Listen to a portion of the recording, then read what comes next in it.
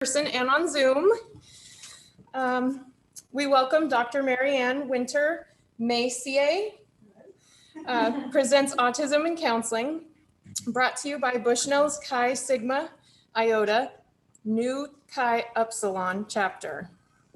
My name is Tiffany Satanovich, and I am the president-elect of New Chi Upsilon, and I'll be your host this evening. First, a few notes about the schedule. Part 1 will consist of an overview of autism spectrum disorder from 6:30 to 7:30. Questions will follow 7:30 to 7:45. Part 2 will focus on counseling and the autistic client from 7:50 to 8:50, with questions from 8:50 to 9. Please hold your questions until the time allotted for questions at the end of each section. Our speaker this evening, passionate about autism, Marianne has served in this field for over 22 years. She holds a doctorate in developmental psychology, specializing in autism in children and adolescents. In addition to her expertise in the field of trauma, she has taught for 17 years at U of O, including 14 years as co-director of a graduate training program for autism specialists. Since 2014, she has shared her love for psychology with students at Bushnell University. A committed researcher, she has explored special interest areas, self-conscious emotion, theory of mind, and emotion dysregulation. She also presents autism and related special education law seminars for K through 12 teachers. She has been a passionate advocate for parents of children with autism for over 2 decades, including leading parent support groups. With a U of O special education team, she served as autism consultant and instructor for professionals from ministries of education in Laos and Saudi Arabia. She has delivered many autism presentations at conferences and published numerous articles and chapters on autism and special education. Without further ado, please help me in welcoming Marianne.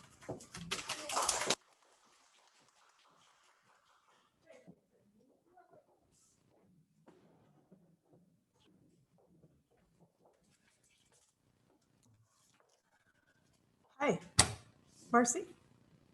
Okay. All right, bye.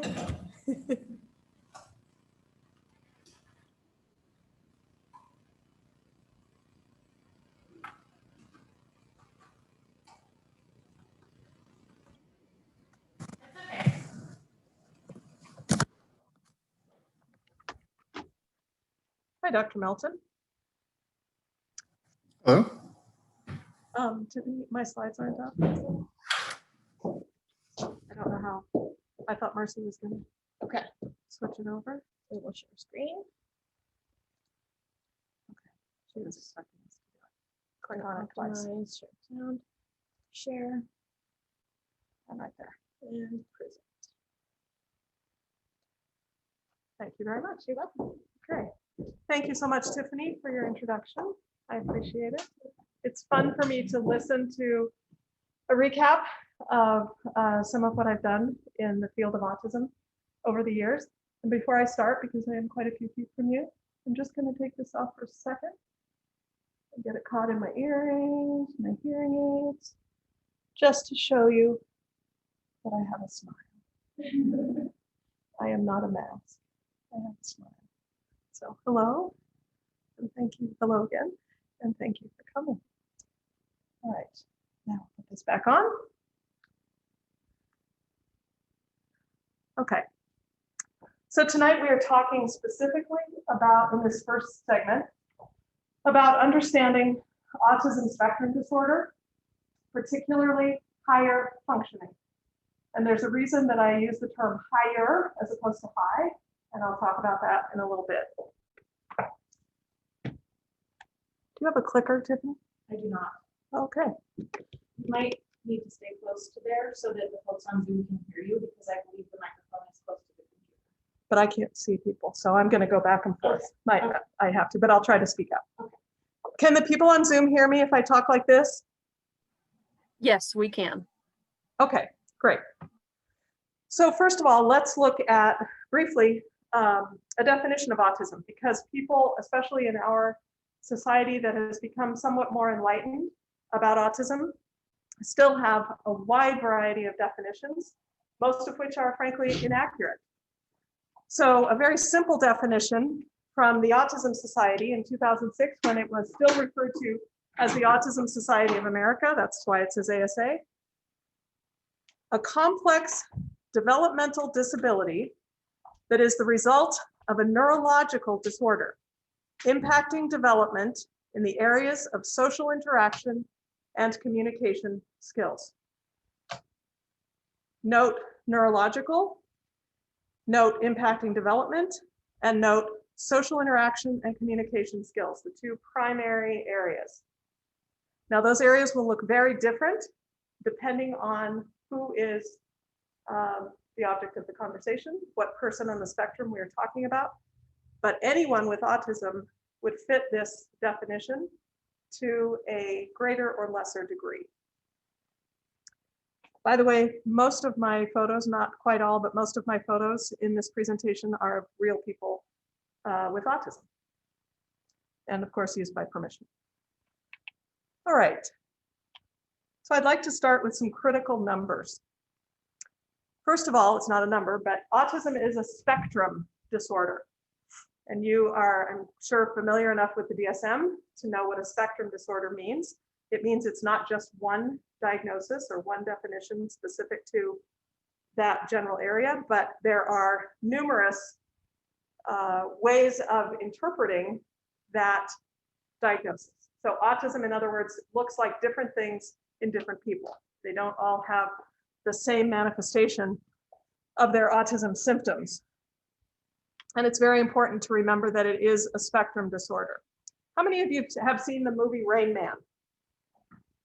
Yeah? So oftentimes when I ask people, well, what do you know about autism? What does a person with autism look like? People will say, Rain Man. Autism looks like Rain Man. Autism can look like Rain Man, but it can also look like Bill Gates and many, many, many other people. That's why it's important that we remember that it is a spectrum disorder. It is warm in here, isn't it? Okay, so some numbers. First of all, we are still looking at approximately a 1-to-4 ratio of boys to girls diagnosed. Many people believe, and I'm one of them, that the diagnostic rate of girls, frequency of girls and females in general, is still far under what it should be. And when we catch up with that, then I fully expect this ratio to change. But it's been this for decades, and this is what we use for now. Autism, as I emphasized a minute ago, is neurobiological. This is extremely important because if we view, as many people do, if we view autism as behavioral only, then what do we do with difficult behaviors? We work with them, we attempt to solve them, we attempt to provide alternate behaviors. Negative and challenging behaviors come out of autism as a symptom of the autism. They are not the origin of the autism. They are a product of it. That's why we can work with symptoms of difficult behaviors in individuals, but it isn't going to make their autism go away if we are successful in switching one behavior for a preferable behavior. It is neurobiological in the brain and in the body. It is lifelong, but important to know that substantial progress can be made. Children who receive services will look very different when they hit high school, college, years beyond that, than they did when they were children. Children who do not receive services will look somewhat different because general developmental maturation will take them out of some behaviors and into new ones. But they won't have had the essential work to help them, support them in changing the things that are so difficult for them and helping them to improve. Autism is the fastest growing developmental disability in the United States, and it has been now for many years. Okay, now some numbers. The most recent study on this we have from the CDC, who studies this periodically and publishes a new set of numbers, which make big waves in the autism community whenever the CDC comes out with a new number. The most current number is 1 in 54 children. And I'm so sorry I forgot to put this on there. I don't know what happened, but that's a date from 2019, I believe. I mean, a ratio. 1 in 54 means we line up all the children in the United States coast to coast, and we start counting off by 54. And one child out of every 54 that we have counted will have some type of autism. This is an incredible number. It may not sound like very much, but it actually is quite a bit, especially if you consider, look at this, that it has increased from a ratio of 6 children in 10,000 just in 1995. Prior to that, there was a period when it was 1 in 20,000 years before that. But to go in from 1995, 6 in 10,000 to today, 1 in 54, that is the lifetime of many young people with autism. Students in college right now or in graduate school with autism, this happened in their lifetimes. We went from 6 in 10,000 to 1 in 54. That is astronomical. Now, I'll just answer quickly the obvious question. Isn't that just because we've gotten better at recognizing it? There are some prominent studies that have indicated that that's not the case. And those studies have also said there are no studies that have shown us that these escalating numbers are purely due to better diagnosis, people being more aware. The jury is out on what the reason is. As far as origins of it, we'll talk about that in a minute. But I want to give you some more numbers. So 1 in 54 US children, split between the ratio of the 1 to 4 boys to girls, factors out to 1 in 34 US boys. And that has increased from 1 in 42 just 6 years ago. This is a big change. 1 in 34. So again, line up all the boys end to end across the nation. Every 34th boy will have some type of autism spectrum disorder. Again, in keeping with the 1 to 4, 1 in 144 girls in the US. And this is an increase, which I'm actually very encouraged to see because it means we're capturing girls. We're seeing them, we're diagnosing them earlier. This is an increase from 1 in 189, also just 6 years ago. Oregon is thought, according to the Office of Special Education Programs, the federal department, thought to have the highest US rate of children with autism. There is some question that perhaps Minnesota has the highest rate, but these rates about states are based on how many children are receiving special education services under the category of autism under IDEA in schools. So the difference is between whether we start counting at preschool and go to 18, or we start counting at kindergarten and go to 21. That's what makes the difference. It really doesn't matter. The fact is we are way, way up there in the number of children that we have in our state. Autism approximately impacts a little over 5.5 million adults in the United States. And just to give a little picture of how that grows, it is thought that 1.1 million 18-year-olds will graduate high school this year with Asperger syndrome, formerly called Asperger syndrome. 1.1 million. That's just the high functioning will graduate high school. So this number of adults is going to keep multiplying at a remarkable rate. Okay, let's look a little bit at the etiology of autism. Again, my source is the CDC for these facts. Autism is thought these days to come primarily through genetics, through a genetic line. It can come through either sex parent, either the mother or the father. It can also skip a generation, come from a grandparent or an aunt. Doesn't have to be direct from the preceding generation. There are also potential environmental triggers. The NIH, National Institutes of Health, have been studying 400 to 500 different types of potential environmental triggers. Things in the water, things in the food, things in the plastic, things in the air, things in the fabrics, things in the carpet, things in cleaning materials. Trying desperately to find what is it that we've got going on that is causing these numbers.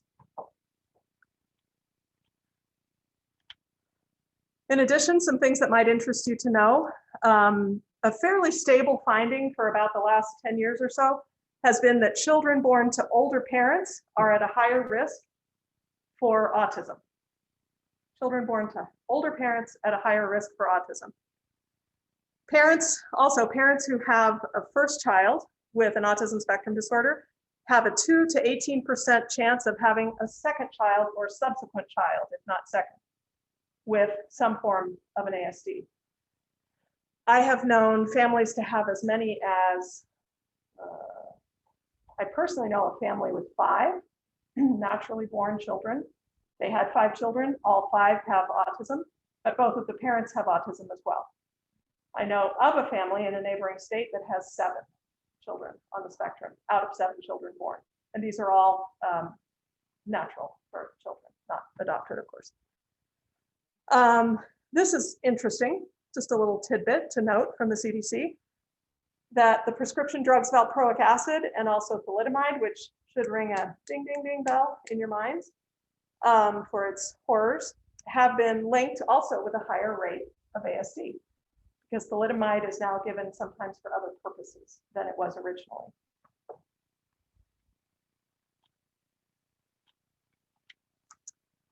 Okay, come on. All right, let's look at some facts about children with autism in general. 40% approximately are thought to be nonverbal. Keep in mind that nonverbal is a range. It goes from, I can't say one word that is intelligible, I just make sounds, to I have a broken speech that occasionally I might have some words that make sense, or I don't have words, but I have rhythm, I have tonality. So I can say, ha ha ha ha ha. And what I'm thinking is, are we going outside? But what I say is, ha ha ha ha ha, because I've picked up on the tonality and the rhythm that imitates a question. So that's another form of being nonverbal. Generally thought to be about 40%. And by the way, these children, for the most part, are self-select mute, M-U-T-E, self-select mute. There's nothing wrong with their vocal cords or any other aspect of their anatomy that would contribute to speech. They are consciously or unconsciously choosing not to speak.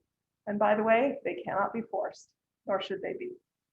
We work with them where they are, take them where they are. 31% have an intellectual disability, looking at an IQ of lower than 70%, just up to 70%.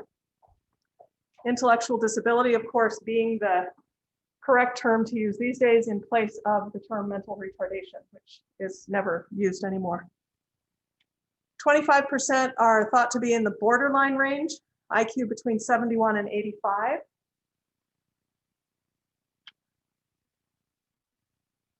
Nearly 50% of children on the spectrum are thought to wander or bolt. Who can tell me what bolting means? What? They're out of there. They're out of there. And it really is bolt. Like before you know, they're gone. They're not telling you, I'm not comfortable, I'm gonna leave. May I leave? They are gone. And it's terrifying for the parents and adults who are responsible for them. 50%. I'm in. Sorry, I had a, Tiffany? can I speak? What? You guys hear me? I was just gonna say that I work at an elementary school with quite a few kids with autism, and so this is really interesting. And definitely know what bolts are, because they just like 1 second they're here and the next second you're Amber, like chasing after them. Amber, You know. Yeah. we're gonna wait until the question time for questions and comments, please.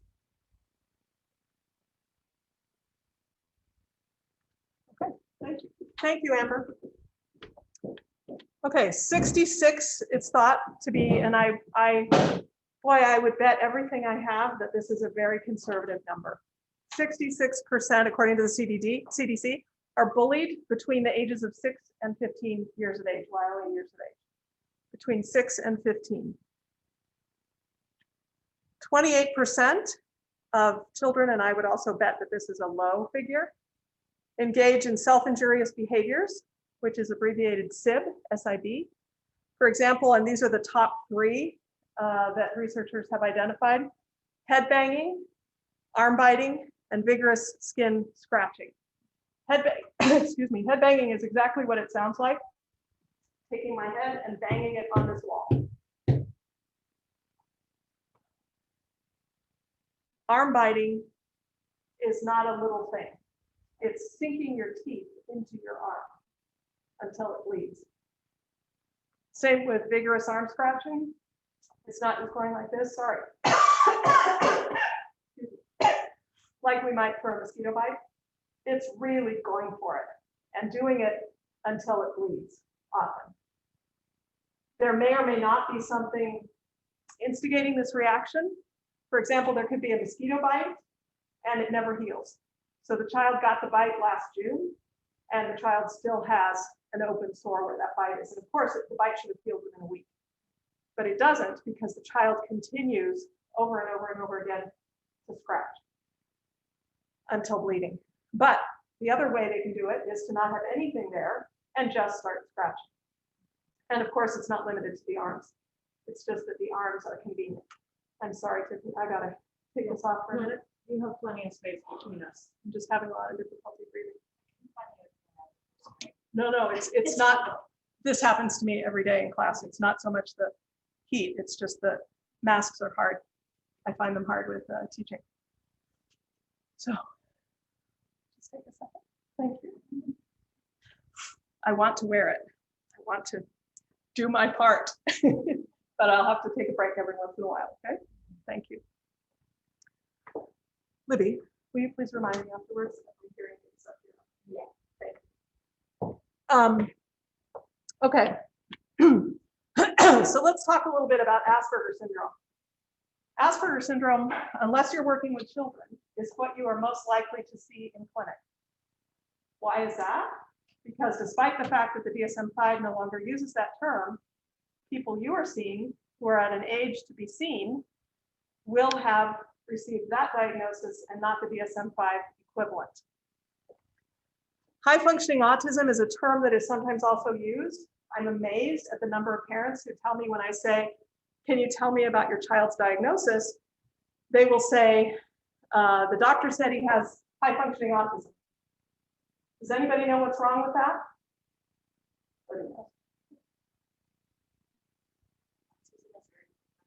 Sorry? Autism is already quite functional. No, it depends on where you are on the spectrum. There is no diagnosis called HFA. It's not a thing. It's not a diagnosis. So I don't know if doctors are really telling people that or if that's what they hear. I have no idea, but it is not a diagnosis. It's a type. HFA refers to people who have fully functioning intellectual abilities. They do not have an intellectual deficit. So be very clear that you understand that HFA, higher functioning autism, refers to the brain, not to the abilities. I've had many parents say, they say he has high functioning autism, but he can't dress himself, he can't feed himself, he forgets to brush his teeth, and wouldn't take a shower if we didn't force him to do so. How can he be high functioning? Well, his ADLs, his activities of daily living, are not high functioning. His brain is high functioning, as opposed to low functioning, which implies some amount of difference in the brain and intellectual disability. I do want you to know that there is some tension around the terms high functioning and low functioning. There are many people who don't like those terms. If you Google that, especially within the autism community, you'll see a lot of people saying they don't like people having labels. But for teaching purposes, I think it helps. It makes things clear. Okay, so Asperger's, of course, came out under the DSM-4 TR in 2000. It was then, however, authorized under the DSM-5 in 2013 for those who were diagnosed under the DSM-4. So let's put that another way. You have a 15-year-old child who was diagnosed with Asperger's, and a few years later, the DSM-5 came out. You do not need to go back to the doctor and get him a new diagnosis. By the same token, we'll talk about this a little more later tonight, you should not be trying to re-diagnose a child under the DSM-5 or an adult, anybody. If somebody comes in for a first diagnosis, they have to be diagnosed under the DSM-5. But if they come in having obtained a diagnosis under the DSM-4, then that diagnosis stays. And I'll talk later about why this is so important. Also, it's really important with Asperger's to be mindful of the culture. This is a culture. Asperger's is a culture. And here's a little personal note, parenthetically. This is one big reason why I was so upset with the DSM-5 committee when they removed Asperger's. It's like saying we're not going to have Hispanic people in the DSM-5 anymore. What? They exist. Asperger's is a culture. Some people refer to themselves as Aspies, or they refer to having Asperger's as being Aspergian, and there are many other terms, some of people's own creation. The point is, there's a literature, there's a way of speaking, there's a way of being, there's a way of understanding each other. This is a culture, not just a diagnosis, which is one very good reason for not trying to change it on people when they come in.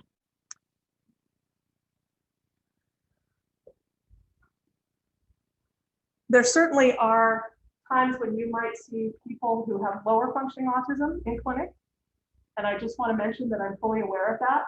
That is a whole other discussion. The most common person that you would see has a diagnosis of something in the higher functioning range, whether under the DSM-4 or the DSM-5. That's most typical.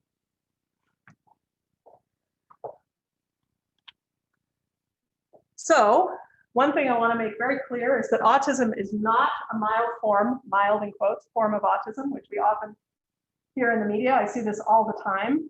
A boy with mild autism plays basketball and makes three, what is it, outside the key? Free throws? Oh, free throws? Free throws? This was a famous story that circulated in the news. It's a wonderful little video clip. But the news kept referring to him as a boy with mild autism. There is no such thing. Autism in any form is difficult and challenging to live with for the person and for the person's loved ones. These are all actual people. Some of them you might recognize. This is a model who came out a few years ago. I don't remember her name, but she has Asperger's. Deborah Brandon, some of you might recognize. Dr. Atwood, who is arguably the leading clinician in the world on Asperger's syndrome, said in 2004, autism or Asperger's is not a mild form of autism, but more subtle with higher expectations.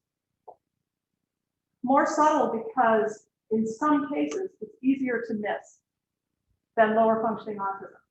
So when we miss it, then we have expectations based on the abilities of that person. Like, let's say we have a seventh grader with remarkable skills in mathematics who has Asperger's. Not too unusual. And notice I'm saying remarkable skills. They're not all geniuses. So we need to not assume that they're all geniuses. So there are a few. And that boy can't figure out, he's taking, let's say he's taking courses in college at LCC in mathematics, and he's in seventh grade. And he aces those classes. But at the end of the day, at his school, his public school, he can't find his bus. He doesn't know which bus he's supposed to take home. And he gets confused, and he might get angry or start crying. So when we have high expectations based on the mathematic ability, we have to also remember that those expectations cannot be universally applied to the child or any individual. They have highs and they have lows. Most people, neurotypical people, have a fair similarity across their abilities, maybe with some glimmer of, wow, really good at this. But we don't have this. And this is something we see a lot in Asperger's. Really, really good at this, really not good at this, really struggling with this, shining bright in this. And this confuses people. And when they see the areas in which they really excel, they apply that expectation, generalize that expectation to everything else in the child's life. And that isn't fair to the child. I love, love, love this. So-called in quotes, mild autism doesn't mean one experiences autism mildly. It means you experience their autism mildly. You may not know how hard they've had to work to get to the level they are. This captures everything I was just saying. Adam Walton, who describes himself as an autistic self-advocate and lives in South Africa. Okay, a word about the chronological age factor. I referred to this a minute ago, but I want to come back and make sure that it's clear. Be extremely aware that clients you see who are approximately 25 years or older are highly likely to have had no specialized support or instruction in preschool through all the way up through K-12, none. As opposed to individuals who are younger than that, who, if they were diagnosed or at least somebody saw issues and they worked with them, they probably received services, probably, depends on a lot of things, but the chances are much better. So this has a lot of bearing on you as clinicians, because if you have a 50-year-old man come in, I guarantee you he had no services, he had no help. He was bullied within an inch of his life. His parents probably didn't understand at all. They may have been loving and patient, or they may have beat him within an inch of his life for the things that he wasn't able to accomplish. His teachers may have also bullied him, made fun of him, told him not to be lazy, told him to get to work and do what he had to do. And nobody saw the issue, but he knew. He knew the issue. As opposed to you're seeing a 20-year-old who was on an IEP off the school, has had services, has had a lot of help, a lot of support. Now, those are stereotypes, but they are also true. Stereotypes are true for a reason, right? That's how they become stereotypes. Okay. This makes a big difference in your approach to the client. If the client has had services or not, if he's accustomed to people showing him some understanding, knowing what's going on, being patient, or if he's not at all. You may be the first person who has ever been patient and attempted to understand what is going on with this person. Okay, let's look quickly at some areas of challenge. And as I said before, this can be referred to as Asperger syndrome, high functioning autism, though not a diagnosis, or under the DSM-5, most likely ASD level 1, although it could be ASD level 1, level 2, or level 2, level 1, and still be considered in the high functioning range.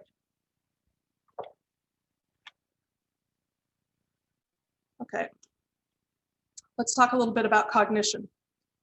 In Asperger's, and I'm continuing to call it Asperger's tonight because it's simpler than every time saying Asperger's or ASD level 1 under the DSM-5. But even if they got rid of it, it's still there. And everything that was in the DSM-4 still exists in individuals who have it, whatever we call it. So that's why I'm just going to keep calling it that. Okay, there is no intellectual disability under that diagnosis. They tend to be quite bright, but they must have at least average intelligence, no presence of intellectual disability. Some skills are self-taught, and we'll talk about that a little bit later. They tend to have a fear of failure, so trying new things is typically quite difficult, primarily because they don't want to disappoint you.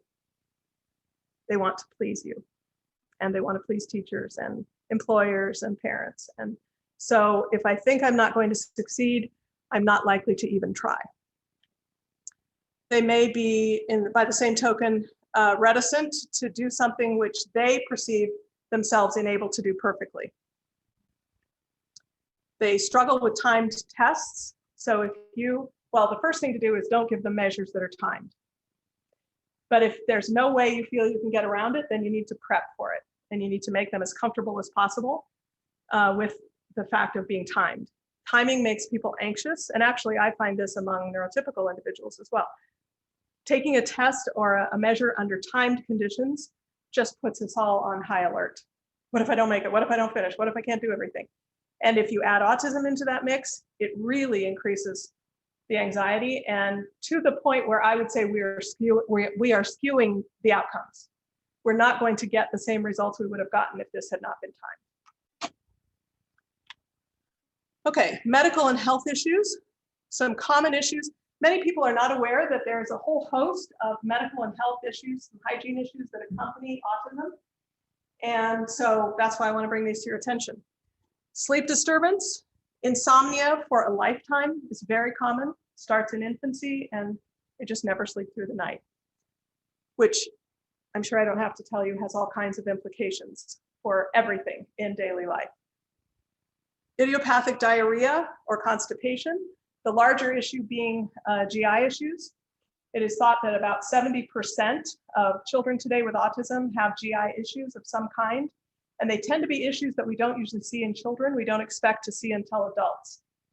So things like bloating, heavy and foul-smelling gas,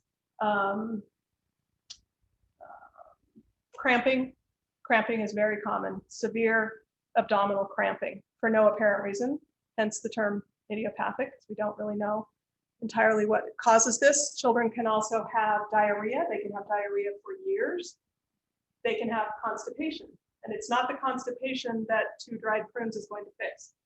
It's a constipation that stays with them for years. And it causes pain. It can cause, of course, buildup of stool, which when a child tries to press, that can create misshaping of the rectum because they're trying to push too much stool through at one time because it's been backed up. It's extremely difficult. And if somebody is telling you about this, you must take it seriously. A lot of people, teachers, for example, have been known to say when a child says, I have really bad cramps, can I go lie down? You just don't want to take the math quiz. Sit there and take the quiz, young man. I know what you're up to. Or a parent will say, no, you can't stay home. You have to go to school. This is just because you don't want to go to school. Well, it may be that he doesn't want to go to school, but there is also something genuinely physiological going on, and children need to be seen by a physician. Individuals of all ages with autism need to be seen by a physician. Unusual dietary habits. I've known people to eat only white food. I've known people to eat no white food, which if you think about it, milk, sour cream, ice cream, whipping cream, butter, we stretch the color a little bit, mayonnaise, major ingredients in American cooking. Won't eat any of them. So go try to cook for that. It's difficult to be that child's parent.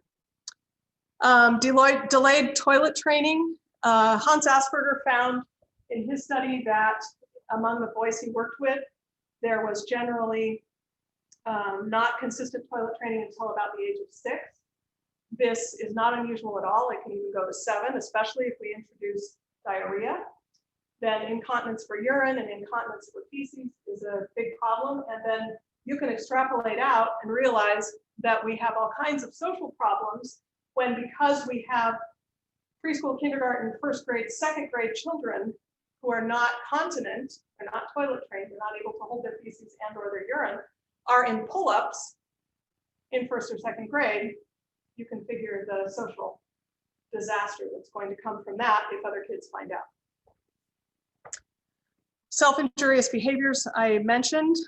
This is an example of cutting, which people often think of cutting as being kind of in its own category, but it's a self-injurious behavior and it can also happen to people on the spectrum. Make no mistake that if I draw blood with my fingernails, I'm cutting every bit as much as if I'm taking a blade to my skin, right? It's still bleeding. It's still coming up.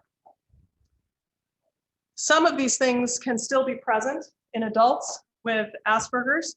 and particularly that of sleep disturbance or insomnia and the GI problems, gastrointestinal problems.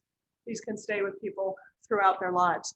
Certainly unusual dietary habits can also stay with them, and self-injurious behaviors. Okay, so next let's look a little bit at theory of mind. Theory of mind, which is abbreviated as TOM. If we look at what it actually is, one easy way to summarize theory of mind, you know what I know and you believe what I believe. So I'm talking to you here, and in my mind, I am convinced that you know what I know and you believe what I believe. So I absolutely love cowgirl belt buckles. I collect them, I have hundreds, I know everything about them, I've been to shows where they sell them, I've read books about them, and I'm quite convinced that you also know about cowgirl belt buckles and love cowgirl belt buckles. Therefore, you're not going to mind at all if I talk about them to you for 2 hours without stopping, because I have difficulty seeing that your perspective and your experience is different from my own. So I see you through the lens of my brain, what I know and what I believe. So in neurotypical individuals, Premack and Woodruff in 1978, who were the first to identify this, said that theory of mind is the cognitive ability to attribute mental states, you know what mental states are, right? Beliefs, intents, desires, pretending, the ability to pretend, knowledge, to attribute those mental states to oneself and to others, and to understand that others also have beliefs, desires, and intentions that may be different from my own. That's a healthy, intact theory of mind. I know that you don't believe everything I believe. I know that you don't know everything I know, and you have not experienced everything I've experienced. But in the child with autism, and specifically in Asperger's, we see limited theory of mind. There are some people who argue that they have no theory of mind. I don't believe that. For most people, I do believe they have theory of mind, but it is limited. And it's one of the things they need to be taught, is to see things from the other perspective. So I need to be taught to ask the other person, would you like to hear about my collection of cowgirl belt buckles? And this is a real thing, by the way. Would you like to hear about my collection of cowgirl belt buckles? Do you have time to listen? And if she says yes, then I talk for just a few minutes, and then I say, would you like to hear more? Or do you want to talk to me about what you're interested in? You can talk to me about essential oils. Of course I do.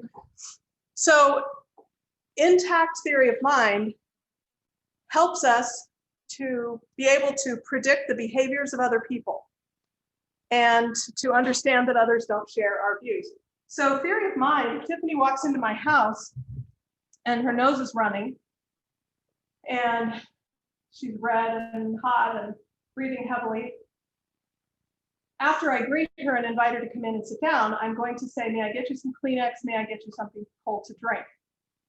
I'm saying that because I'm making a judgment about what she's presenting with, hot, red, breathing heavily, and a runny nose. And I think, what can I do to help that?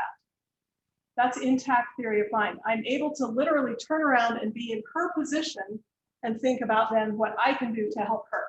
That's intact. Not intact. There's a girl I worked with many years ago who really loved theater and loved being in drama. And she said, she was talking to me about her love for drama. And she said, well, mostly I just love my drama coach. And I said, oh, really? Who is your drama coach? She looked at me like she's gonna end my life. Who is my drama coach? You should know who my drama coach is. My drama coach is Mrs. So-and-so. And as it happened, she was the best in the district at the time. My drama coach is Mrs. So-and-so. Why don't you know her name? You should know her name. And I said, you know, I'm sorry. I haven't been to your school. I've never met Mrs. So-and-so. She's the best drama coach on the planet. How could you not know? Do you even have a pulse? That is a lesser intact theory of mind. Why is that a demonstration of lack of theory of mind? Because she assumed that I knew what she knew, Mrs. Whoever Smith, is the best, is her coach. And I believe what she believed, Mrs. Smith is the best. She made that assumption. Clients will do this with you. And of course, they're not going to announce, here is my less than intact theory of mind. You have to be thinking, oh, that's that. So when they say, you know, I listened to the world's best video last night, and you say, oh, what's the world's best video? You should know. Why don't you know? This is a function of their brains. It's a brain difference to not have an intact theory of mind. So you have to be, rather than getting irritated and saying, well, why in the world would I know? There are millions of songs in the world. I'm not going to know every song.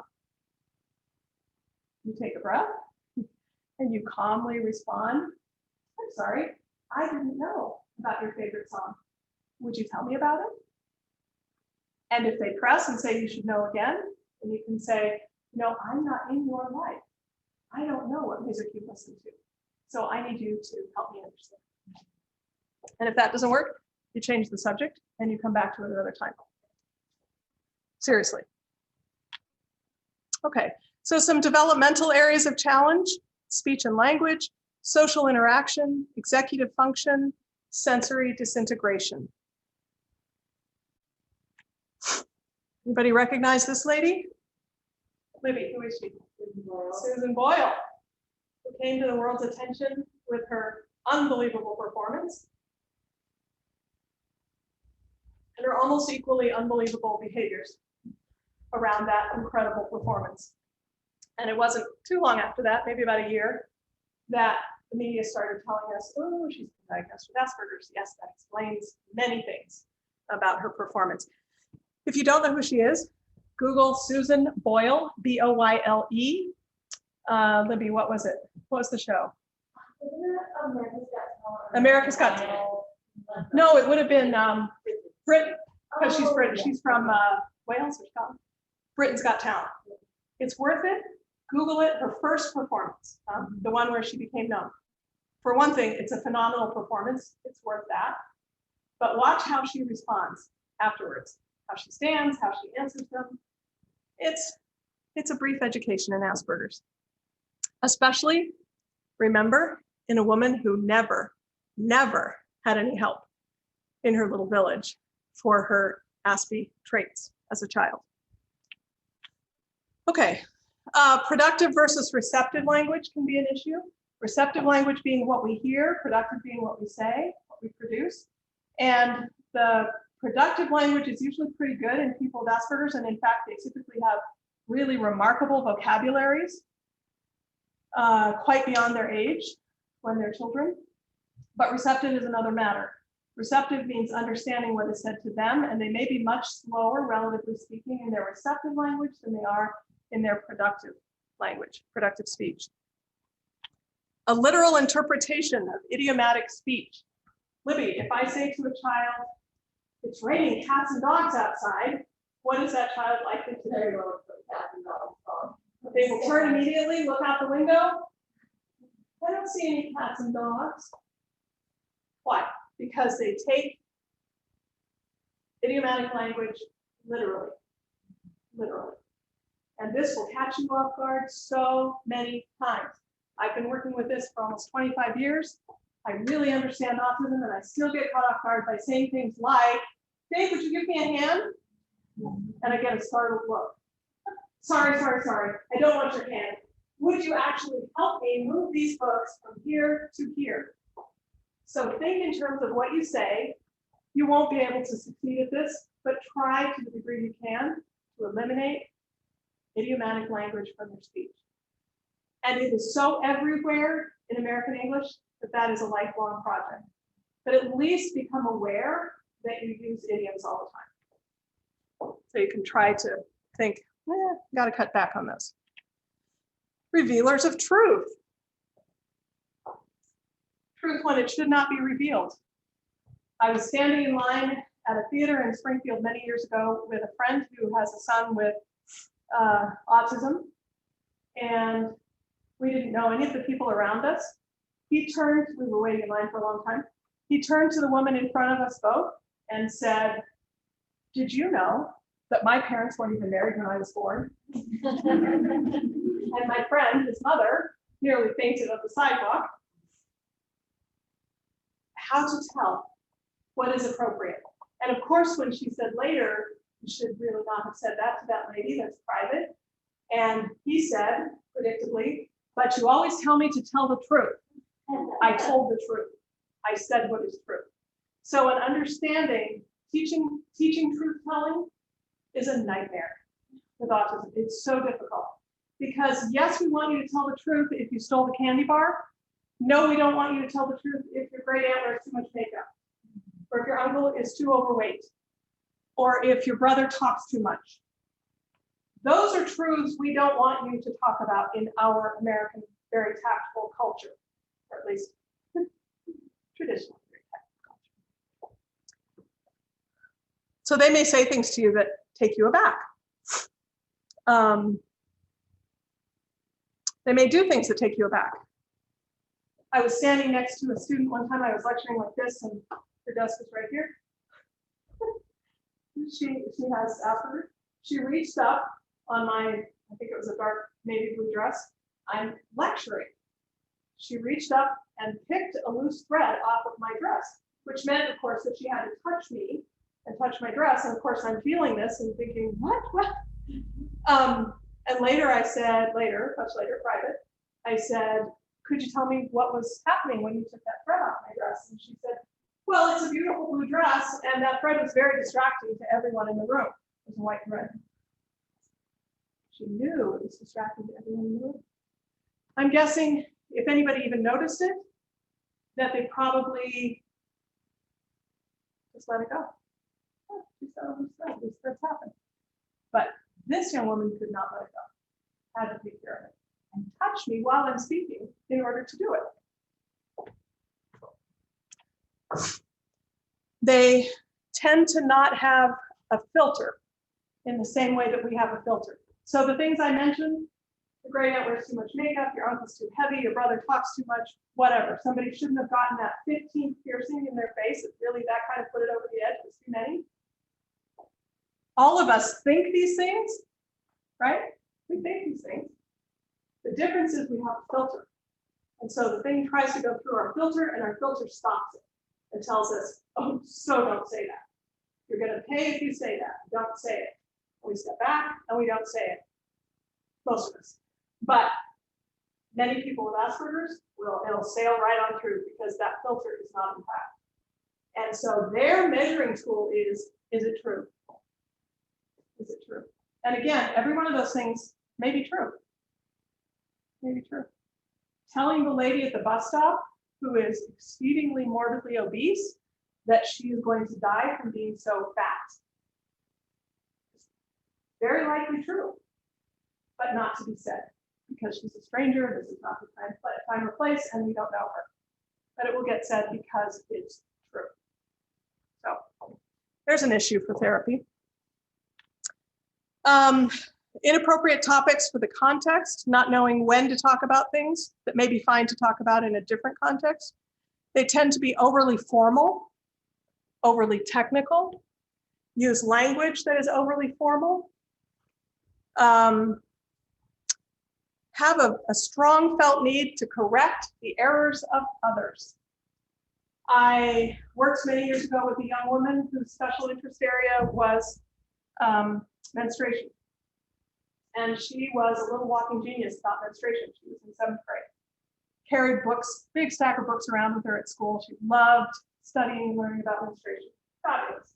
Except in class, in health class, when she would correct her teachers. They got something wrong. And I never heard her do this, but I'm quite certain that she was right, that the teacher did make a mistake. Of course, she needed to learn then the social rule, that there are ways and there are ways of correcting the person who's teaching. But it was so urgent within her, she could not let it slide, had to correct it in the moment. And it's not about making sure that everybody knows I'm smart about menstruation. It's about, well, doesn't she want to be corrected? Doesn't she want to know that she's wrong? She should want that. I am helping her, like I'm helping the lady at the bus stop. I am helping.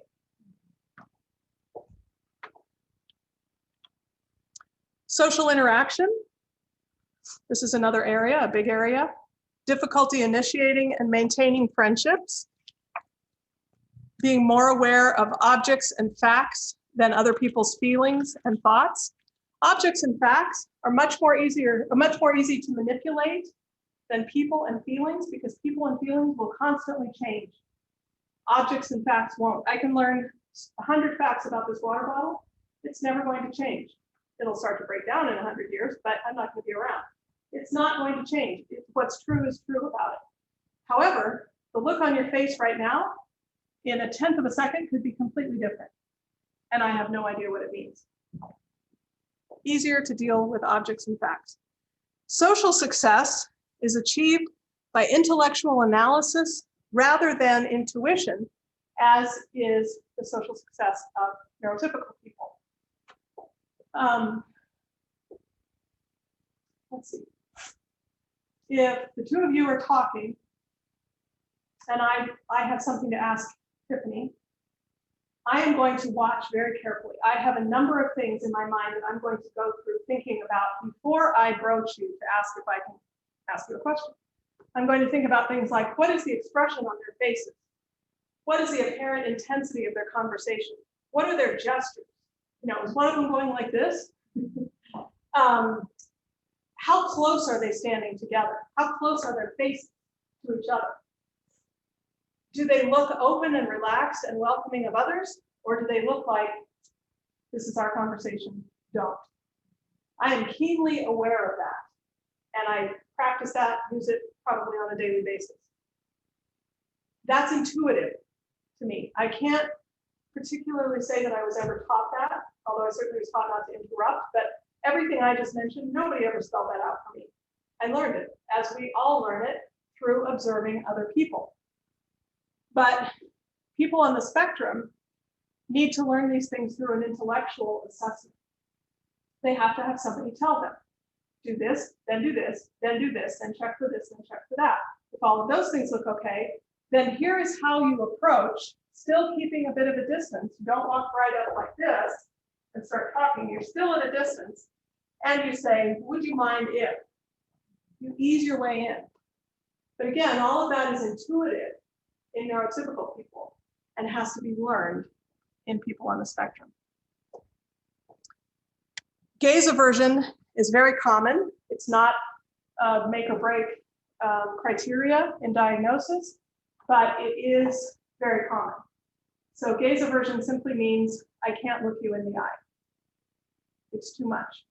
I had a student many years ago at U of O who was brilliant, 4-point-something plus in graduate school. And she would tell me in my office, I can either look at you or I can listen to you, but I can't do both. So which one do you want? Because she experienced it as too overwhelming. So of course I always said, please don't worry about looking at me. You rest your eyes, look wherever you wish, and I will listen to you. I will listen to what you have to say. Very important to make your office safe for gaze aversion, as I just said, to tell the person, if you would rather not look at me, that is fine. They need to be told that, because greater society does not tell them that. What do we say in English? I'm gonna sit down for a second. What do we say in English about eye gaze? What do we tell children? Look me in the eye. And if children are in trouble, what do we say? Look at me when I'm talking to you. And we don't say it nicely.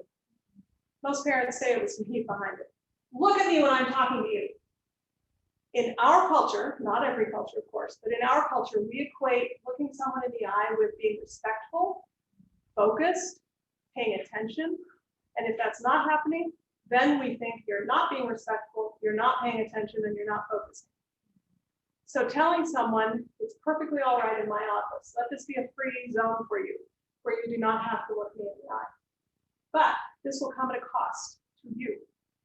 It is a very strange feeling to have someone talking to you and never looking at you and looking at other places, because you will think she's not focused, she's not paying attention. And they might be pouring out their hearts to you. I can't believe that he did that to me. He betrayed me. and they're not looking at you, and you will want with everything in you to see their eyes. And you have to forego that so that they can focus and put all of their attention on what they have to tell you instead of worrying about looking in your eyes. I have had children before tell me that looking someone in the eye is physically painful in their eyeballs. Physically painful. Don't ever make someone do that. Work with them. You can teach them a few tricks, how to do it when they must do it, like a job interview, but don't ever make them do it in your office. They can have great difficulty reading facial expressions. Their facial expression may not reflect how they're really feeling. They could look pretty flat and be really angry on the inside. They have a tremendous lack of awareness of social codes, which we refer to as the hidden curriculum. No, it's not okay to walk into a funeral, sit down and take your shoes and socks off and put your feet up on the pew in front of you. Did anyone ever teach me that? Did anyone ever teach any of you that? Quite sure not. You learned it because you observed it. This is called the hidden curriculum. How do boys know which urinal to go to in a bathroom, public bathroom? They're not usually taught, but there is a code. There is a code. There's a way to pick the right urinal and not offend other people. Nobody teaches that. The hidden curriculum, this is how we define it. Things that everybody knows and nobody is taught. Everybody knows and nobody is taught. They also tend to have their own unique sense of humor. Let me give you an example of the hidden curriculum. And I'm going as quickly as I can, Tiffany. I'm watching, okay? Young woman I had many years ago as a student, again, grad school program, had Asperger's. I was noticing that there was quite an odor of urine on her person when I was near her in class. And I also noticed every month at some point that she smelled of menstrual blood. She was always neat, clothes were clean. I couldn't figure it out. So I decided to take the bull by the horns because I loved her and invite her to come talk to me and bring it up. And believe me, I wended my way so slowly and carefully into this subject, but eventually we landed there.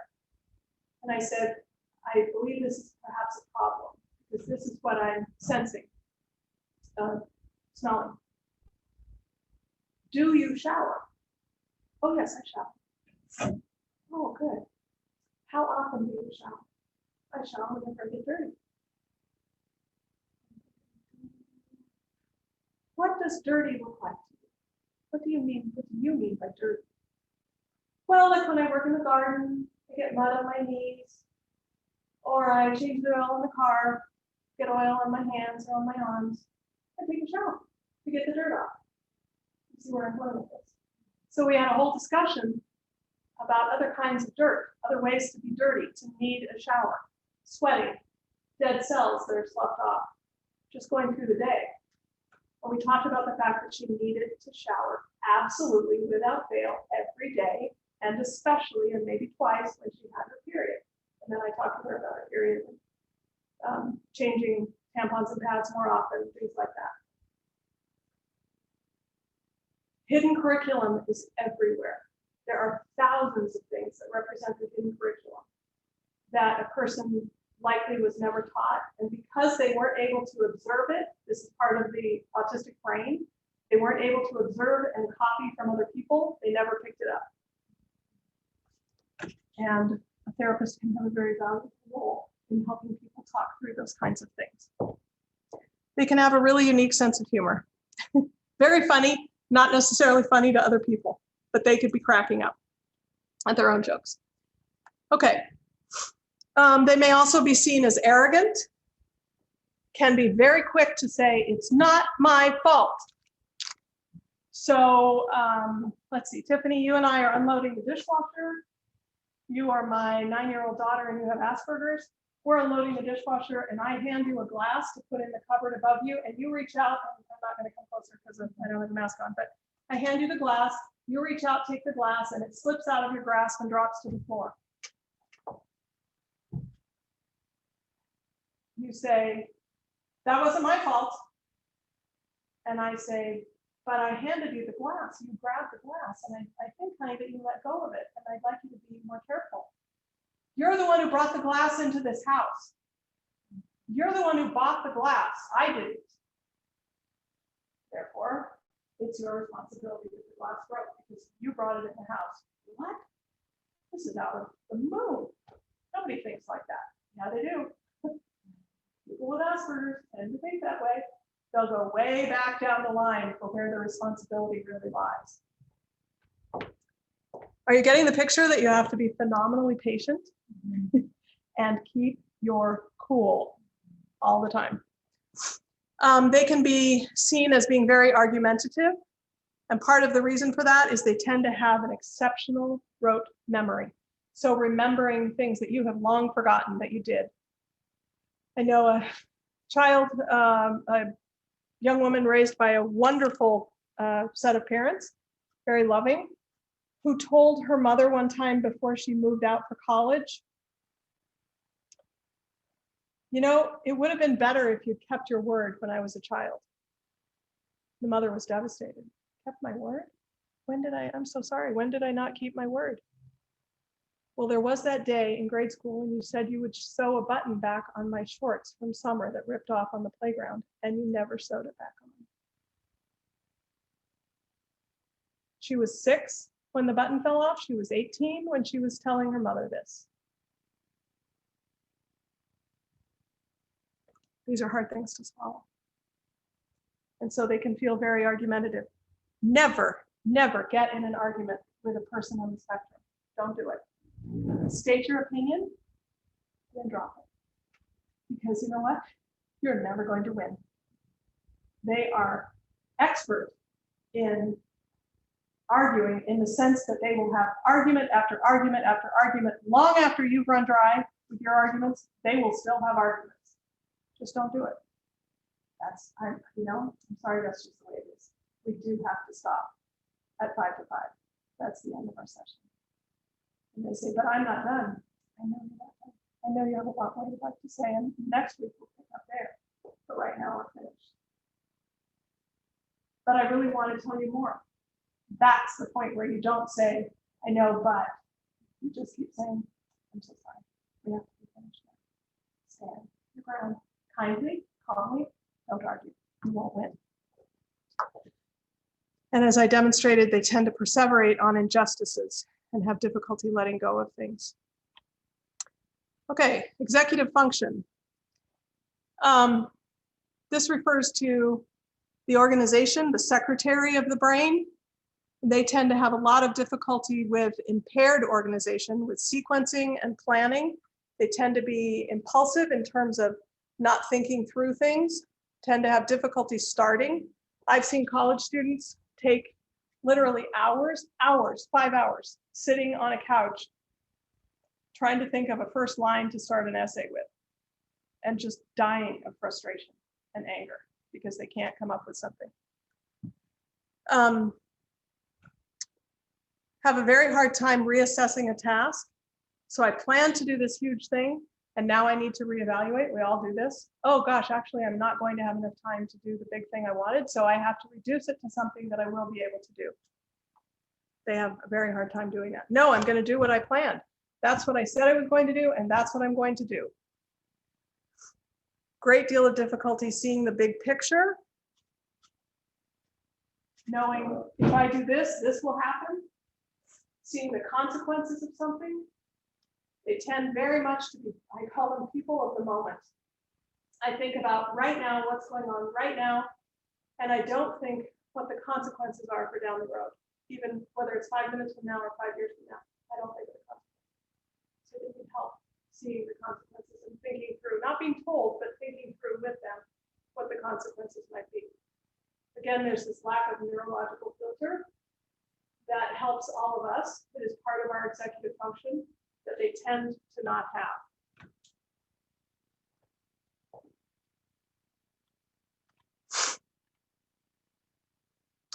Tend to have problems with working memory, but have exceptional rote memory.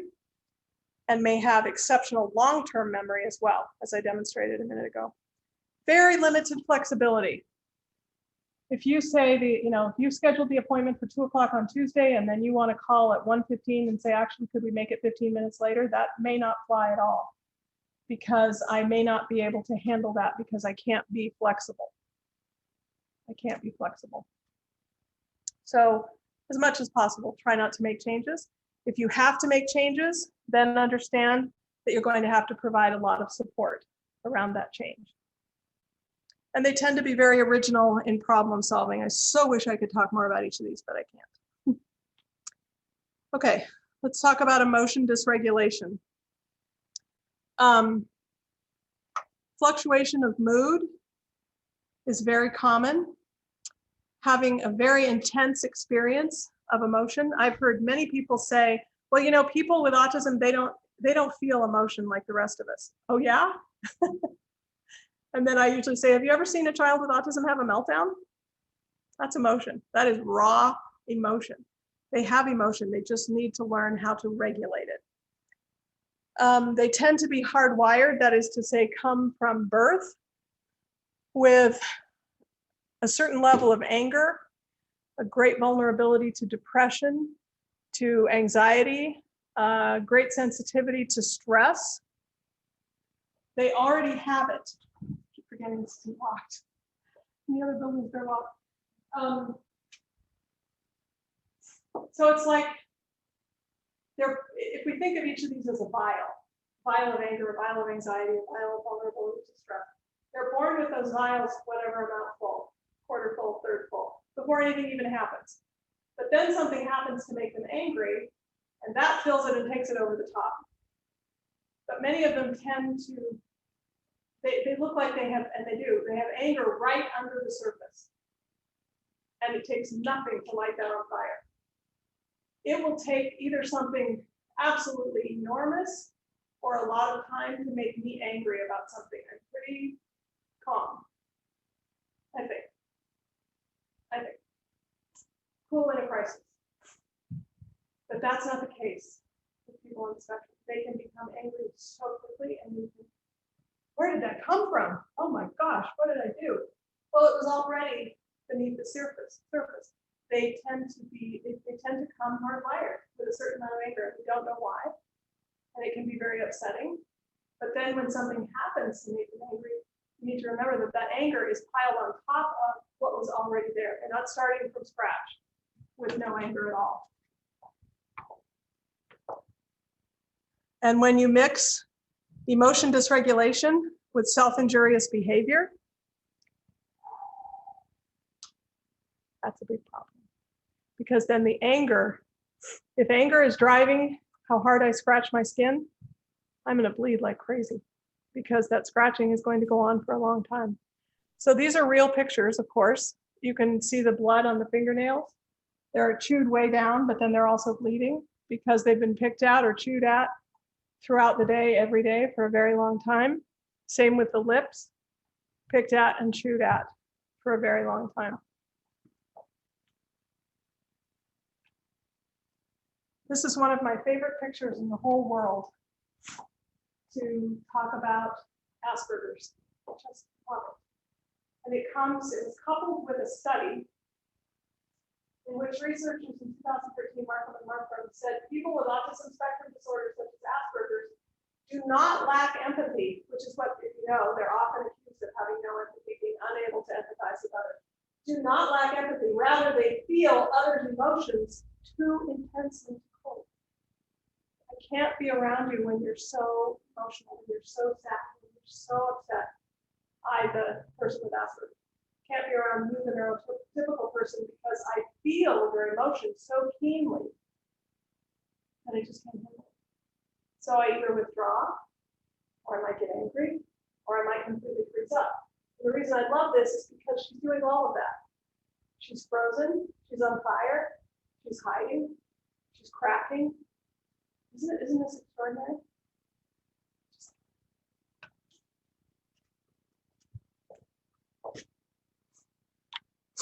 Okay, sensory deficits. Tactile, gustatory, visual, olfactory, auditory, vestibular, and proprioception. All of these can be sensory issues for people on the spectrum. They will not likely have issues with every one of them, but they will with some. And you need to keep that in mind, and we'll talk about that more later. And these pictures all represent things that may be sensorially problematic to people on the spectrum. These of thousands of items, of course. So looking at mental health challenges with Asperger's, 65%, Gazoudian is a major researcher in Asperger's. 65% of patients with Asperger's he found presented with psychiatric disorders, comorbidities, 66%, 65%, it's a lot. They had difficulty communicating their feelings of anxiety, which made diagnosis extremely difficult. This was Howland, another major researcher out of Britain in autism. If you can't tell your therapist how anxious you're feeling, you're not likely to be diagnosed with social anxiety disorder. Which means the onus is on you to find other ways to figure it out. And one way, one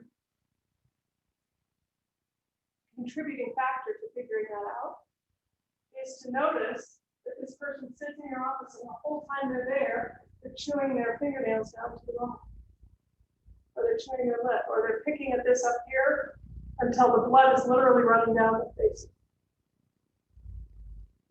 That's anxiety, even if they can't tell you. Have to read them in their ways.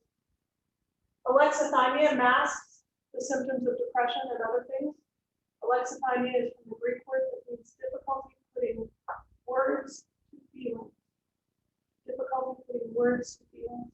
I may not be able to tell you how I feel. I can't, when you say, how are you? I may have nothing to tell you. Because I have no idea how to describe it. That's alexithymia. And it's very common. Women with autism are twice as likely to attempt suicide as men with autism. Many reasons for that. And mental illness may be well developed before it is recognized or diagnosed. Even before somebody comes to see you, they could be way past when they should have been diagnosed. But they've either never seen anyone or nobody's ever really listened or taken the time to try to figure out what's going on. And so that's why any opportunity to see somebody should be an opportunity to really look. Is there something else going on here that I didn't have to see, that I need to see?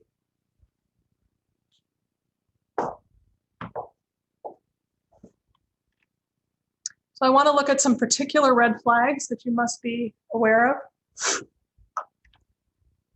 Social isolation, the lack of friends. This is extremely common in Asperger's, particularly in males, but to a large degree also in females.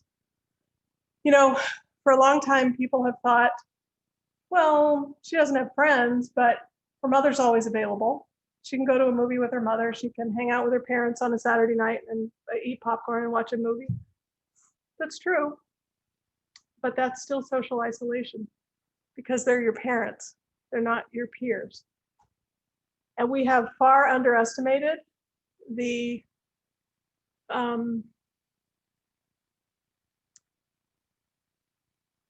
degree to which lack of friends takes a child down all the way to suicidal ideation.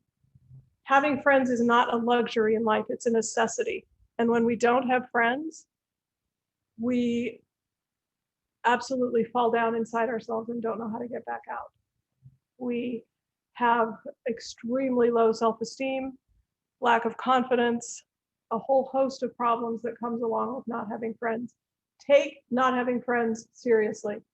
It's not a luxury, it's a necessity. But getting those friends is very hard.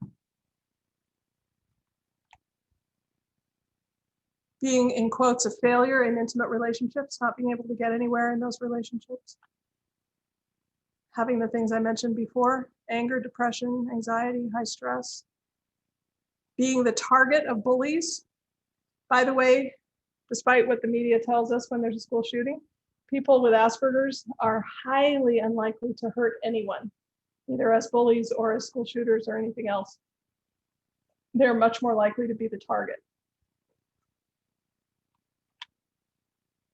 They tend to live far under their potential, delivering pizzas instead of conducting research in a lab at the U of O. And the big one, suicidal ideation and attempts and successful execution of suicide. By the way, if you see children on the spectrum, don't think suicidal ideation just happens in adults. It also happens in children. We've seen not the clear expression of it, but the desire, the expressed desire to end life as I know it in as young as 2-year-olds. Pardon me, Marianne, would you please be able to come back toward the microphone for us, please? I'm trying. I don't appreciate your efforts. Thank you. Okay, some other important notes. So, was that Marcy or somebody? That was Marcy. Marcy, do you need me to repeat what I just said? It was a couple slides back that you faded away, but it just seemed like you were about to again. We're like, come back. Okay. Some other important things for us to know. This diagram that was created by a friend of mine is extremely helpful in understanding what we're seeing. Note that we see behaviors. Those are the things we can see. We hear some words, we might hear some thoughts, but we're not going to see the values, the assumptions, the beliefs, and the expectations that are below those things, below the surface that we don't see. So we see a behavior and we tend to jump on it without realizing there could be good reason for it in the mind of the person who's engaging in that behavior. That's this slide in a nutshell. Remember what you don't know, remember what you can't see, and ask why. Why is this behavior happening? Okay. Girls and women, we have seen in the last 15 years or so, that they look very different on the spectrum than their male counterparts. They may not show their Asperger's due to milder early age symptoms. Marcy, I really need to sit down because I'm so hot. Is it okay if I pull the chair over and talk from here? Can you hear me okay? Yes, the way you're speaking now, we can hear you. Okay, thank you. Thank you. Sorry. So they tend to not show their Asperger's due to milder early age symptoms. So in childhood, boys look a lot stronger in what they present with than girls do. Girls mask more easily than boys. So their Asperger's may not even be noticed until middle school, high school, college, 40s, 50s. Somebody may not realize it. So they tend to have late appearing social difficulties. They generally start to show up as social difficulties around middle school. They also focus more easily and are less distracted than boys. So some people will say, well, she doesn't have Asperger's because she's focusing just fine. So be careful of that. They will tend to score on measures that include pretend play, score higher on measures that include pretend play and imagination than boys do. And while you might think, wow, that's great, what's not great is people will read that as you don't have Asperger's, you don't have autism because you have an imagination. Because the DSM-4 talked about lack of imaginary play. They tend to score higher on communication skills, on pointing and on gaze following than males. And they tend to score lower on diagnostic instruments, therefore they don't receive the diagnosis. It's really a catch-22. So we need to be very careful of gendering autism, seeing it as only a male condition, not overlook autism in women. Remember autism as a possible diagnosis for what's going on with clients, because this is not for males only. And learn the differences. This is what's key. This is it. Don't compare potential females with autism to males with autism. Compare potential females with autism to neurotypical female. Think, how would a female behave, a neurotypical female behave in this situation versus the neurotypical male. The male with autism. Don't compare them to males with autism because you'll come up short every time. The male will look much more strongly as someone having autism than the female. But if you compare the female that you suspect may have autism with the female who is neurotypical, then the differences will pop out. You'll see them much faster and more clearly. Okay, let's talk a little bit about special interest areas. Special interest areas are those cowboy belt buckles. There are hundreds of them, thousands, and I have defined them based on my research as those passions that capture the mind, heart, time, and attention of individuals with Asperger syndrome, providing the lens through which they view the world. They mean everything. They mean everything. Don't ever disparage a special interest area. Don't ever try to get somebody to change it. If they have a really bad special interest area, like they're into rifles or something like that, talk to me. I'll help you figure it out. Most of the time, the special interest areas are harmless, but they are their passions. They are who they are. In other words, I am my planes. Not I'm interested in planes. I am my planes. They are who I am. Atwood has described these as intense areas of interest. I encourage you not to refer to them as obsessions. Nobody likes to have things they love referred to as obsessions. It's a very pejorative word in our culture. They're not obsessions. They're fascinations, areas of passion, areas of special interest. Individuals devote huge amounts of time to these and amass tremendous numbers of facts and information, and often know as much, even as children, as the professionals do, and can talk with professionals about their areas of interest on a professional level. This results in what's referred to as encyclopedic knowledge, an incredible number of facts about what it is they're interested in. A special note about confidentiality, especially in this town, or if you serve in a town this size or smaller. Special interest areas are noted by people. Somebody who collects cowgirl belt buckles is probably 1 in a million. Somebody who's an expert in carnivorous plants at the age of 10 is 1 in a million. Don't talk about special interests thinking you're not revealing anything. Well, I didn't give the age, I didn't give the sex, I certainly didn't give the name, so nobody would know. Well, I'll tell you who knows. It's the autism community and the family of that person and the friends of that person. They know. So if you talk about, this is cocktail party fodder, you talk about, well, I've got this client, she's just super into toothbrushes. You wouldn't believe it. She collects toothbrushes by the hundreds. Yeah, I know her. I know who that is.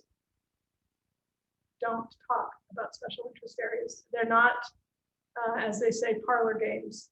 They're very serious. They need to be respected, and they need to be seen as part of who that person is. This is a list of just a few of the ones I've gathered in my research over the years. Light bulbs, elbow skin, cattle skeletons, penguins, midwifery, all the way down to the photo on the right of conjoined twins, who was the special interest area of a child I worked with many, many years ago. Those actual conjoined twins. It's quite fascinating. Spirituality is a very important area in people with Asperger's, whether they call it faith or values or worldview or something like that. They tend to be particularly sensitive to spiritual things and may have a lot of questions, want to talk about things. There's very little written on this subject, although there are a few books out now about autism and spirituality, but not much. And gosh, I'm not aware of any real research on it. Libby, new topic. People with Asperger syndrome tend to be contemplative in the sense that they're very reflective. They tend to be philosophical. They tend to have a very strong sense of social burden, wanting to fix the ills of the world. And this can create a lot of depression when they can't fix it. But I've known any number of children with Asperger's who wanted to, for example, have a lemonade stand and send the money to some huge world need. you know, famine, or let's buy school books for girls who can't go to school in Iraq, or things like that. It weighs heavily on them. And so when they can't solve it, that can result in depression, anxiety, overwhelm. There are all these needs out there, and I need to do something about it, but I can't do enough. My little $5 for my lemonade stand isn't going to change very much. They tend to value mystery and depth and honesty. They tend to be amazing in some of the things they'll say.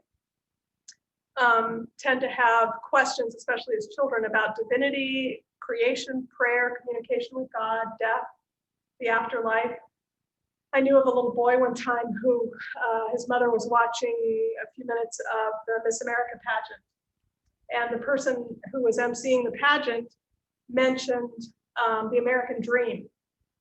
And the child said to his mother, "Mom, what is the American dream? What does he mean by that?" And she said, now he was like 7 years old. Keep that in mind. She said, well, generally, traditionally, it's kind of been, you know, a couple gets married, they have 2 children, a boy and a girl, they go on vacation, they have a little house, maybe the house has a fence, quite big fence around it, and they have a dog. The American dream. He said to her, "Mom, can you still be an American if you have a different dream? Isn't that marvelous?" This is exactly what this is talking about. At 7 years old, he captured that. And he had so much depth and reflection and philosophical ability that he was able to capture not only what that superficial little idea of an American dream was, but to ask, gosh, if that's not my dream, can I still be in this country? Can I still be an American? This is a perfect illustration of what we're talking about here. Okay, these are some really helpful books on Asperger's. I'm happy to send a list to Marcy or Tiffany. I particularly commend to you the book by Tony Atwood, whom I mentioned earlier. It was published in 2007. Don't worry about that. It's every bit as good today as it was. The Complete Guide to Asperger Syndrome, and you can buy a previous edition in Spanish, which is a wonderful thing to know about.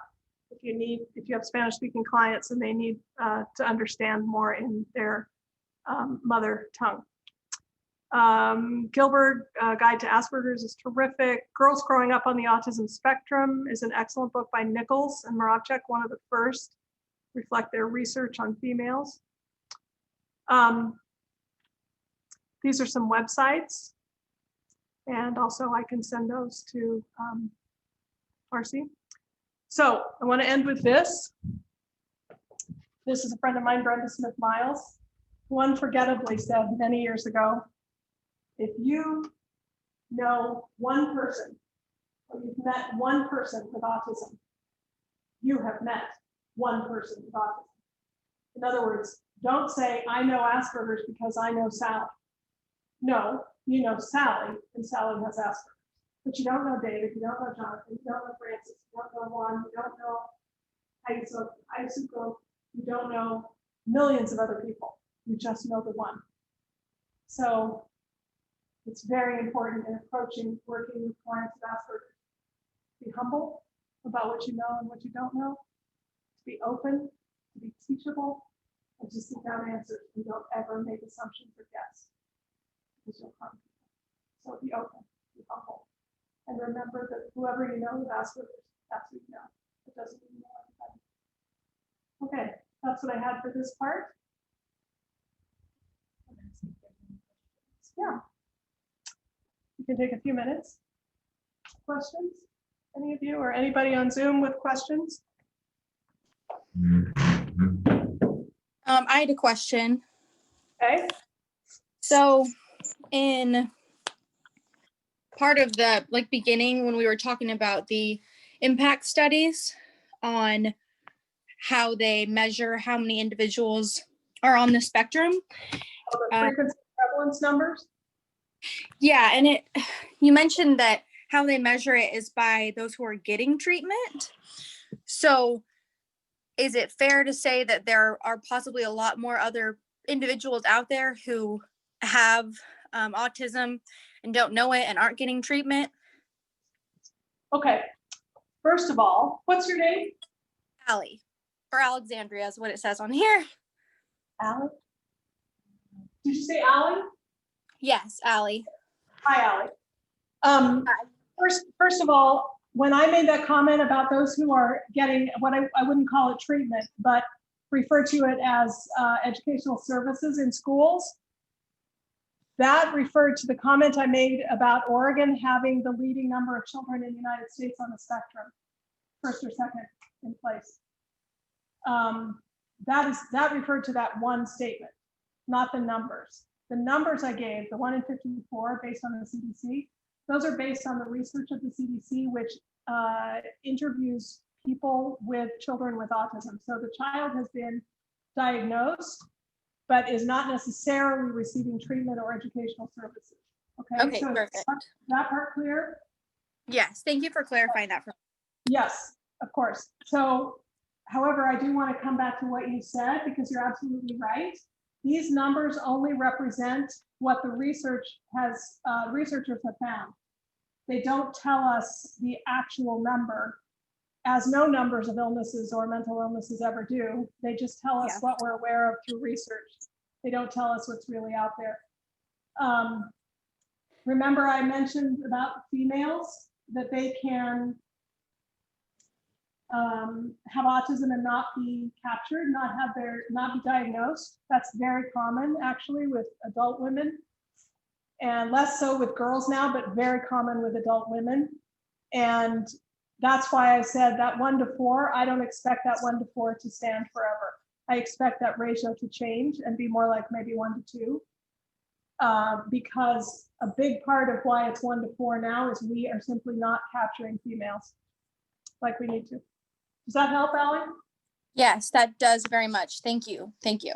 Welcome. Anybody have a question? Yes. Yeah, I have a question. Do you have any recommendations for someone who's going to serious? Yes. Remember, Libby? I want that diagram of the figure. The Sally Ann test. Look up the Sally Ann test. That is an excellent, simple to administer test of theory of mind. It was devised by Judith Britt and Simon Baron-Cohen, both leading researchers in the autism field. And if you can't find it, right? Okay, thank you. There are others, but that's my favorite, and that is the classic, and that is the first. And I will tell you the outcome of that test, the Sally Ann test, which, by the way, Sally Ann is not one person, it's Sally and Ann, and they do something together. The outcome of that was they had 3 participant samples, 1 group of children who were neurotypical, 1 group who had Down syndrome, and 1 group who had autism. They were all about 5 years old. Who do you suppose? Well, okay, of course, the neurotypical kids did the best, but after that, the children with Down syndrome had no problem with theory of mind. And the children with autism did not necessarily have intellectual deficits, which of course the children with Down syndrome did. That's part of Down syndrome. But they don't have trouble with theory of mind. I just think that is endlessly fascinating. It's not an issue for them. They got the theory of mind as well as the neurotypical children got it. It was the children with autism who did not. And that test shows it up very clearly. Okay, thank you. Yeah, good question. And by the way, Mary Ann, for any age. Yes? could you repeat the question? Oh, sure. Could I recommend a measure for theory of mind? For assessing theory of mind in someone? Okay, And I recommend thank you. And that was Sally and Ann? Sally-Ann, the Sally Ann test by Britt and Baron-Cohen, Simon Baron-Cohen. Last name is Baron-Cohen. Thank you. And then we do have a question on Zoom from Dr. Kaj. Looks like her hand is up. Dr. Kaj, my friend. This is a student, actually. Okay. Are there particular subpopulations that see a higher prevalence rate than others, or identity groups or professions even that see higher prevalence rates that have been studied? Okay, let's take those in 2 groups. Take your question in 2 groups. First, are there populations, or I assume you also mean ethnicities or areas of the world or strata of society in which we see higher or lower numbers? Is that your question? Anything other than just male female? Yes, that is the question. Okay, the answer is a resounding no. Autism is everywhere, every ethnicity, every class, every social class, every SES level, every corner of the world. The one thing that we know is that we don't have very good numbers for developing countries because, frankly, we're trying to get food on the table, and diagnosing autism is a luxury that governments can't afford. They just don't have the means to be assessing it that much. Tiffany told you that I had worked with ministries of education in Laos and Saudi Arabia, not together, obviously two separate projects, because they were wanting to start trying to identify and diagnose children in their countries with autism spectrum disorder because they'd never done it before. So they had no idea what their numbers were. But that doesn't mean they're not there. They're absolutely there. And to date, no one has ever identified a group that did not include individuals, or in this case, children with autism. Now, you also asked about populations and professions. There are definitely professions that tend to have a higher number of people with autism. Of course, you can have people with autism with Asperger's in any profession, right? You know that. But there are some professions where there are going to be more than others. And those are things like researchers and professors. Temple Grandin referred to universities as giant sheltered workshops for professors with autism. Statisticians, sometimes people who work in the law, judges, police officers, all of these people work with very black and white professions. And they also are professions in which they tend to spend a lot of time working alone. So they don't have the social challenges of being around a lot of people all the time. So there are definitely professions that attract more people than others on the spectrum. If you do, in fact, we did some studies a few years ago at the U of O, gave a very basic, also by Baron Cohen, measure of trying to determine autism in the population of faculty. And we had a much higher rate of Asperger's, or I should say of autism, among the people in the computer sciences department and the hard sciences departments. So chemistry, physics, biology had a much higher number than departments like history and English and education. Does that answer your question? It does, thank you. You're welcome. We probably should. Okay, this concludes part one of our evening. We'll now take a 5-minute break before the CSI exclusive portion of our evening begins. To those, thank you to those who've joined us as our guests, and please consider joining CSI so you may continue to take full advantage of opportunities such as these in the future. Have a wonderful evening. Those who are CSI members and CMHC faculty, please enjoy a short break and prepare to begin again in about 5 minutes. Thank you.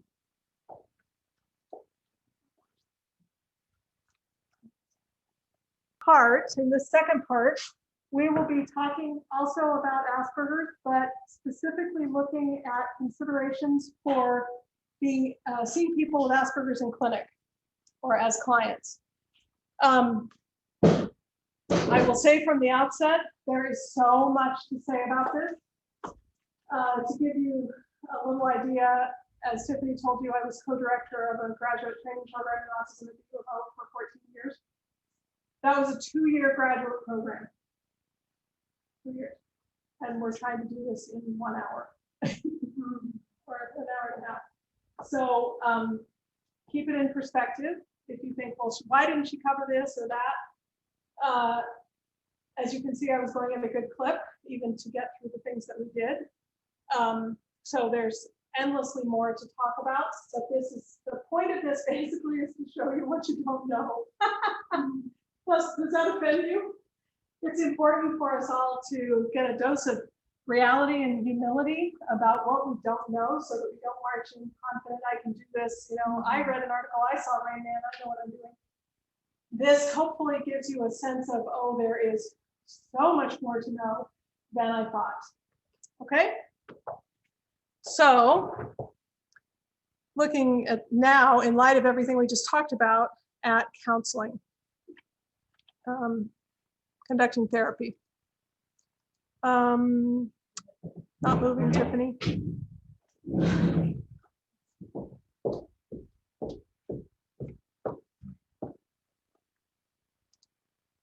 So is that where I need to click?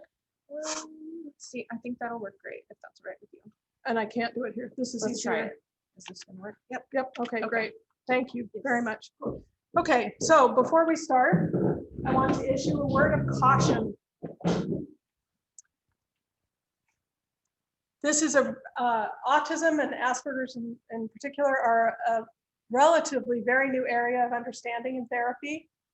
Many professionals know absolutely nothing about autism spectrum disorder or Asperger's syndrome. I get probably 1 to 2 calls a week from people saying, can you refer me to someone for my child? Can you refer me to somebody who can diagnose my husband or evaluate me? Or because we just don't have that many people. We have an uncommon number of therapists in this town, some good, some not so good, but we have very, very few who know anything truly about autism. I am aware of a family who took their son to a therapist in Eugene. This was a number of years ago. The therapist sat down with the mother and the child, opened the DSM at the time 4, and started going through the criteria with the mother and saying, does he do this? Does he do this? Does he ever do that? Does he do this or that? Literally diagnosing on the fly, going through the DSM with the mother. It's not how you diagnose, right? People don't know, they don't know. And the most dangerous thing isn't that they don't know, it's that they don't know that they don't know, and they forge ahead.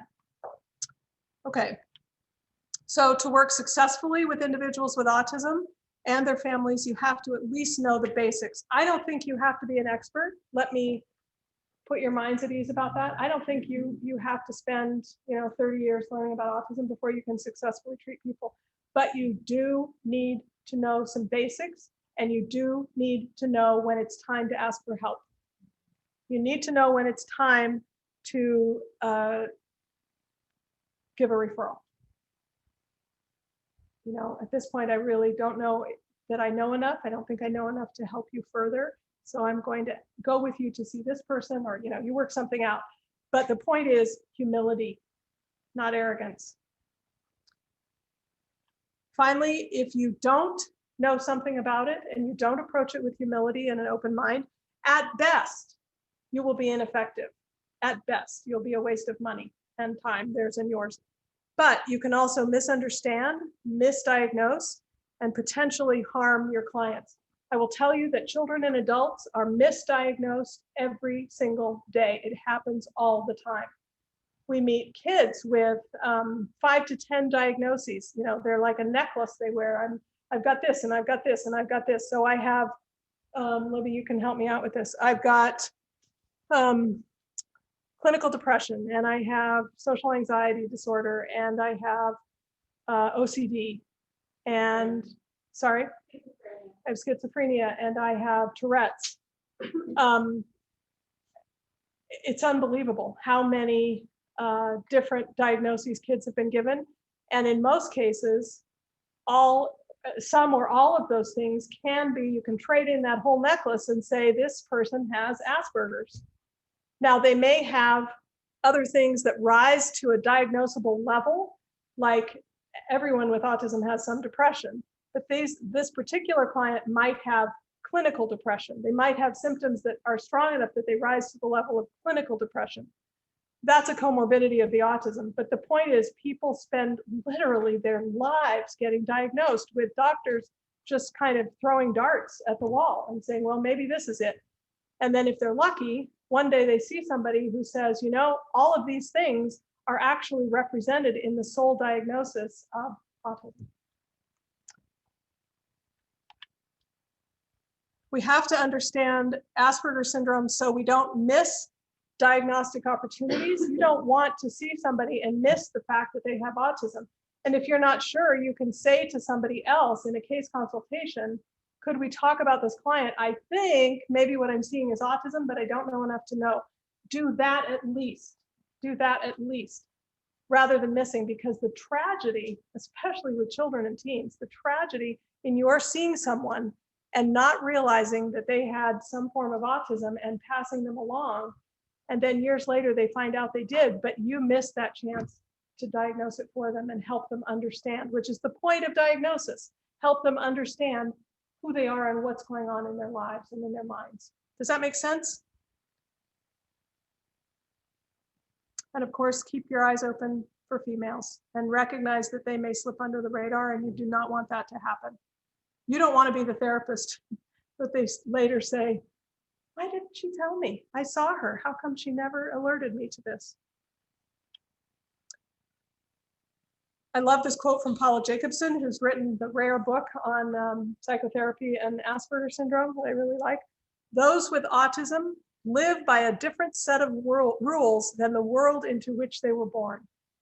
They see the world in a very different way, live by a different set of rules.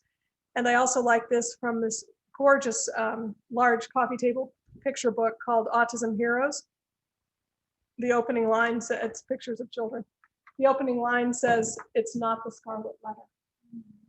Autism is not the end of the world. There are some very severe cases that very much feel like the end of the world to their families. But for the majority of children and adults, it's not the end of the world. It's a different way to look at life, and they can need a lot of support, especially in childhood and adolescence. But people with autism every day have meaningful lives. They get married, they raise children, they have good jobs, they drive cars, they do the same things other people do. So don't ever write that off. And while we're on not writing it off, let me quickly say, don't ever fall for the temptation to predict someone's future. It is very typical for parents, for example, to say to a therapist, especially when the client is a child or even a young teen, will my daughter ever go to college? Will my son ever drive a car? Do you think that my daughter will ever have a meaningful relationship? Will someone ever fall in love with her? What you must fight the urge to say is, actually, with the deficits she's got and the challenges, I don't think she ever will. Don't ever say that. You will live to regret the day, because that mother will come back and say, here's what she did, and she just won the Nobel Prize for it. It's tempting when someone consults you, because it puts you in a position of power to want to declare over the future. Don't ever do that. You have no way of knowing where that child will go, what that child will accomplish. And if you put limits on the child, you're very likely to be wrong. So resist the urge and resist the parent who is really pressuring you. Don't you think, can't you just give me some idea? The honest answer is no, I can't. No, I can't. Let's provide all the support in the world for your child, and then let's stand back and see where he will take his life. That's the answer, and that's the only appropriate answer. Okay, so what do you need to know? The quote I just told you a minute ago, very important. You also need to know that Asperger's is extremely pervasive. What does pervasive mean? Under the DSM-4, autism was called, anybody know? Pervasive developmental disorder, PDD, pervasive developmental disorder. Pervasive because the word pervasive means it invades every area, or it imposes itself on every area of the person's life. This is not a condition that is limited to, I'll make something up, purple toenails, but everything else is fine. Autism is everywhere throughout the child's life. And as we discussed briefly earlier, it's also throughout their bodies, their ADLs, their ability to care for themselves, things like GI problems or insomnia that can follow them all of their lives. You also need to remember that individuals with Asperger's live very intense lives that have a great deal of challenge, physically, mentally, emotionally, socially, and spiritually. Once again, there is no area of life that is not touched by their Asperger's. So let's talk practical things about seeing clients. I love this illustration. It looks like she has a pear for a head. I lived in Paris for many, many years. And when I first came back, I was staying with a friend, and I remember coming out of the bathroom after I had showered and saying to her, "Your shower looks like a fruit salad. What's going on in there?" You know, it was raspberry shampoo and apricot gel and strawberry this. And American beauty and hygiene products have taken on a lot of scents that they did not used to have when I was a child. And this is something to avoid at all costs. When I work with children or teens or adults with autism or parents or spouses of people with autism, I have a whole separate set of bath products and hygiene products. I have unscented deodorant. I always use unscented laundry soap. I have unscented, whatever you can think of, shower gel, shampoo, lotion, all those kinds of things. Why? For the simple reason that you can yourself be a sensory trigger to somebody by walking in and smelling like a fruit salad. And you don't know who's going to be triggered, whose olfactory is going to be triggered by what you're wearing. So it's best to just simply avoid those kinds of products. Don't wear them. It's also good to think about clothes that are not too stimulating. And by that, I mean fabrics and patterns. Don't wear a lot of loud colors. Don't wear a lot of big patterns. Don't wear jewelry that swings about or lots of rings that catch the light and can be distracting or painful to the eye of some people. Do you understand what I mean by this? I've actually had people say, well, nobody's going to tell me how to dress. Okay, I think you're in the wrong profession. There it is. Because you are here to serve this person. You are here to care about this person and support this person. And if they walk in the door and they already feel nauseous and overwhelmed and can't even remember their own names, which I have seen happen because my pouring on the strawberry shampoo and the coconut gel and the perfume and everything else is so overpowering, I'm the one who's not going to be able to work with them. And I set that up by not being willing to give up my fruit basket of products or my a person one time, a woman who was working with children on the spectrum, and she had a white call those like a tunic, is that what people call it? A longer shirt. It was a bright white, but it had big black dots. The entire thing was covered in big black dots. It made me dizzy. Just avoid things like that. Wear things that are simple, straightforward, not colors that assault, patterns that assault, and don't wear anything with words if you don't want to spend half an hour hearing about those words, because those words may bring something to mind. You wear something with elephants on it, and you see a client whose special interest area is elephants, that is what you will spend a session talking about, the elephants, and you did it. Do your best to maintain a calm demeanor. If you escalate when they escalate, then it's going to quickly become kind of a war between you, and you certainly don't want that. Your remaining calm is part of how you calm sensory overload.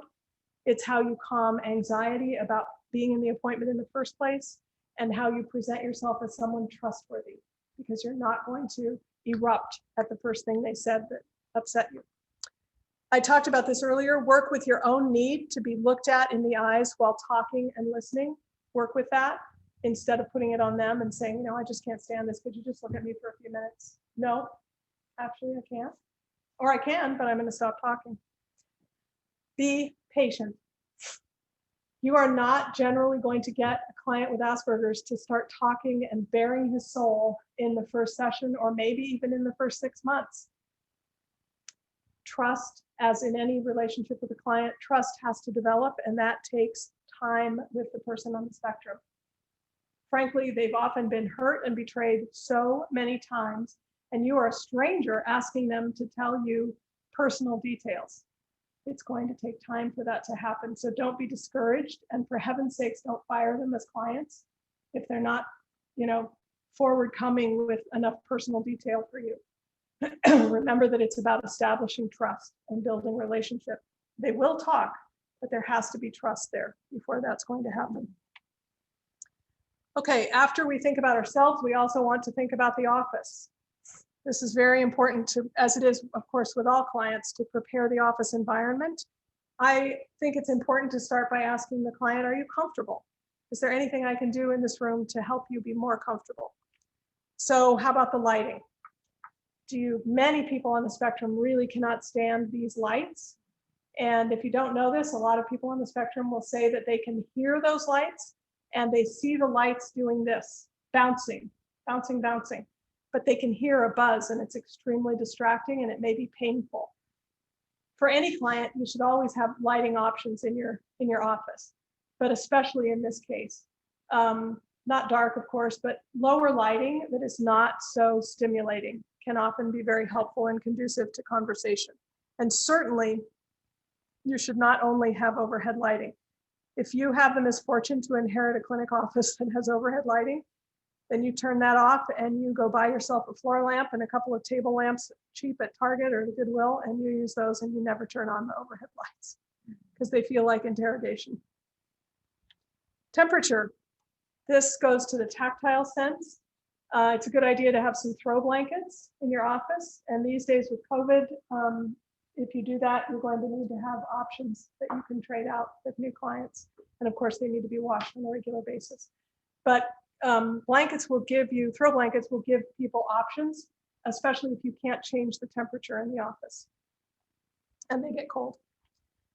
Drapes and shades goes again to the visual. Some people want to have everything closed, and they want that because it makes them feel safe. It makes them feel like nobody can look in from the outside. So if somebody says, and it's a beautiful day outside and you are just dying to have some of that sunshine come in your office, and they say, when you ask, could you close everything? Could you close the windows, close the drapes? Of course, let me do that right now. Don't ask them to do it. You do it for them. You serve them. Furniture placement. I know therapists who say, I put a lot of thought into where the furniture is and I don't change it. Well, guess what? You might have a client who thinks that the way you have it placed, you're just way too close. So Libby is the therapist and I'm the client, I might want to sit here. That's a long way if the office is this big. Is that all right? May I have that? Of course it's all right. The last thing you should tell me is, oh no, it's important that we be closer together. No, it's not. If this is what I need, you could also have clients, this might surprise some of you unless you've had my counseling classes. You might have clients, so again, Libby is the therapist and the client is sitting like this and talking to the wall and knows that Libby is back there. Is that okay? Yep, sure is. The client gets what the client needs. And given all of the sensory and the anxiety and the stress issues, you need them to feel comfortable. You need them to feel as comfortable as you can make it in that office. Marianne, was that you demonstrating the client sitting facing the wall or moving things however they would need to? The first one was the client facing the therapist, but at a distance of 10 feet, would you say? 10 feet. And the other was the person facing the wall, the client facing the wall, and not facing the therapist. Thank you very much. I apologize. I'm used to seeing thumbnail photos of people up on the screen, and that reminds me that there are other people. So I'm sorry, there aren't any pictures up there. Pillows. I have pillows that have microbeads in them, and you wouldn't believe what people have done to those pillows. I mean, they can take the pillows and pull them in many directions, and they function for them like fidgets. You know what fidgets are? Fidgets are tools, not toys, that help people to get some of their energy out while they're talking. And sometimes pillows can do that for people. Pillows also, for any client, they can help a client to feel protected. It's like I have something between me and you, Tiffany. You can't really get to my insides because I have pillows up here. So giving people pillows as an option, they can do what they want, can be very helpful. Just remember that you must have pillows that you can launder. Flowers. I think flowers are a lovely touch in a therapy office. They represent life and color and being alive. But some people can't handle flowers. They're too strong a scent. So you want to ask them, do the flowers bother you? And if they are you all right with having the flowers, or would you like me to take them out? If the answer is yes, out they go. Just stick them outside the door on the floor, outside your door. But do it. Fidget choices. I like to have a basket of fidgets to offer people, and they may come with their own. They may use a paper clip, but having a basket is nice. Just don't ever hand somebody, here's a fidget. Don't do that. But have a variety of textures and materials so that you can give them, or just have them know that there's a basket on the shelf. If you'd like, help yourself and grab a fidget. Remember, fidgets have to be washed. So don't buy fidgets that can't be cleaned, and cleaned with a mild bleach in water solution. Be sure and air out the room. Sometimes your clients, well, any clients don't really like this, but clients on the spectrum may follow somebody who had heavy perfume, or they had a dog with them or something like that, or they smelled of cigarettes when they came in and that scent is still lingering in the room. Air out the room before your client on the spectrum, because those things, again, can be triggers for them. Avoid visual clutter. It's important to have, an attractive, appealing office, but don't have tons of stuff. Don't have your shell collection or, your teddy bear collection or something like that. Keep things simple, calming colors. Any paint store can advise you on what colors are calming, but the point is, you can see from what I'm constructing here, you're trying to build a safe space in which the client has a lot of control, which is going to put the client more at ease and help them feel better about being with you, because you are not exerting control over every single thing. Where I sit, the lighting, the windows, all of it. You're giving me control. When you give me control, then I feel better about trusting you and about being more forthcoming about what I came to talk about. Recognize this picture? It's a young woman biting her hand. If you notice, she's biting quite hard right here. Like that. She's biting, for those on Zoom, biting the part of the thumb that extends into the hand and pressing hard. So keep in mind someone's anxiety about the appointment. Not easy. Not easy for anybody, but especially for people on the spectrum. You need to understand that most, if not all, people on the spectrum have been really wounded in their lives. They've experienced tremendous loss because they care about things. They consider things lost that others might not. I lost my favorite pencil and it meant everything to me, and now I can't find it. I will experience that as a depressing major loss, possibly. So of course you don't want to come in and say, well, that's not a big deal. Here, have a pencil. No, it was that pencil, actually. I don't want your pencil. So recognize that people come with a certain amount of anxiety about being there in the first place. And that's okay. And it's not your fault. And you're not going to fix it in the first appointment. You just need to know that it's there. I mentioned already alexithymia. Keep in mind that people are going to have difficulty telling you what they feel. So when you say, how do you feel about this? Or when your father yells at you, how does that make you feel? I have no idea. One thing I have found sometimes to be successful is, instead of using the word feel, I use the word think. What do you think? What do you think about your father yelling at you? You may eventually get to the feelings result, but you go through a cognitive path that's going to, for many people on the spectrum, feel safer, less threatening than to talk about feelings, but you're really asking the same thing. Comorbidities. Of course, you should know the comorbidities of the person that you're working with. Sensory issues, as we too briefly talked about. Eye gaze concerns, they're going to be worried about that. Do I have to look her in the eye for 50 minutes? Slower processing. People on the spectrum, and this has nothing to do with intelligence, it's the way the processing mind works. Don't bombard with information. Give information in smaller pieces, check for understanding, and repeat. Keep, not like a broken record, but in various ways, come at different ways for saying the same thing. And of course, don't overload them. Know when to stop. And that may be before the 50 minutes, but recognize in the body language of the person, you might want to say, are you done for today? Are you finished? Have you had enough for today? They can say, oh no, I want to stay the whole time. Or they can say, yeah, I really am. This is all I can handle. And you might need to build up. You might start with 20 minutes, 15 minutes, and then let the person go. That's not a failure on your part or the other person's part. It's getting them used to this very new activity of being in therapy. And it's perfectly legit to say, would you like to go? Would you like to be done? And you know that you could know that they might want to be done because they look rather collapsed. Do you know what I mean by that? Like they're not sitting up, their eyes are downward, they're not engaging with you anymore. And they might be doing some stimming, STIM, stimming, short for self-stimulation. It could look like finger stimming. It could be hand flapping. It could be tapping the floor a lot or shaking the leg a lot or moving the body in some way.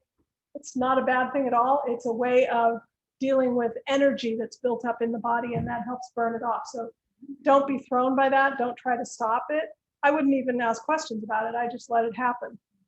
But if there's an intensity in that,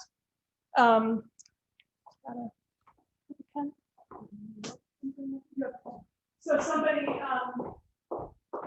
this is a fidget for them. This is a fidget for them, and so they're tapping through the hour. But then after a certain amount of time,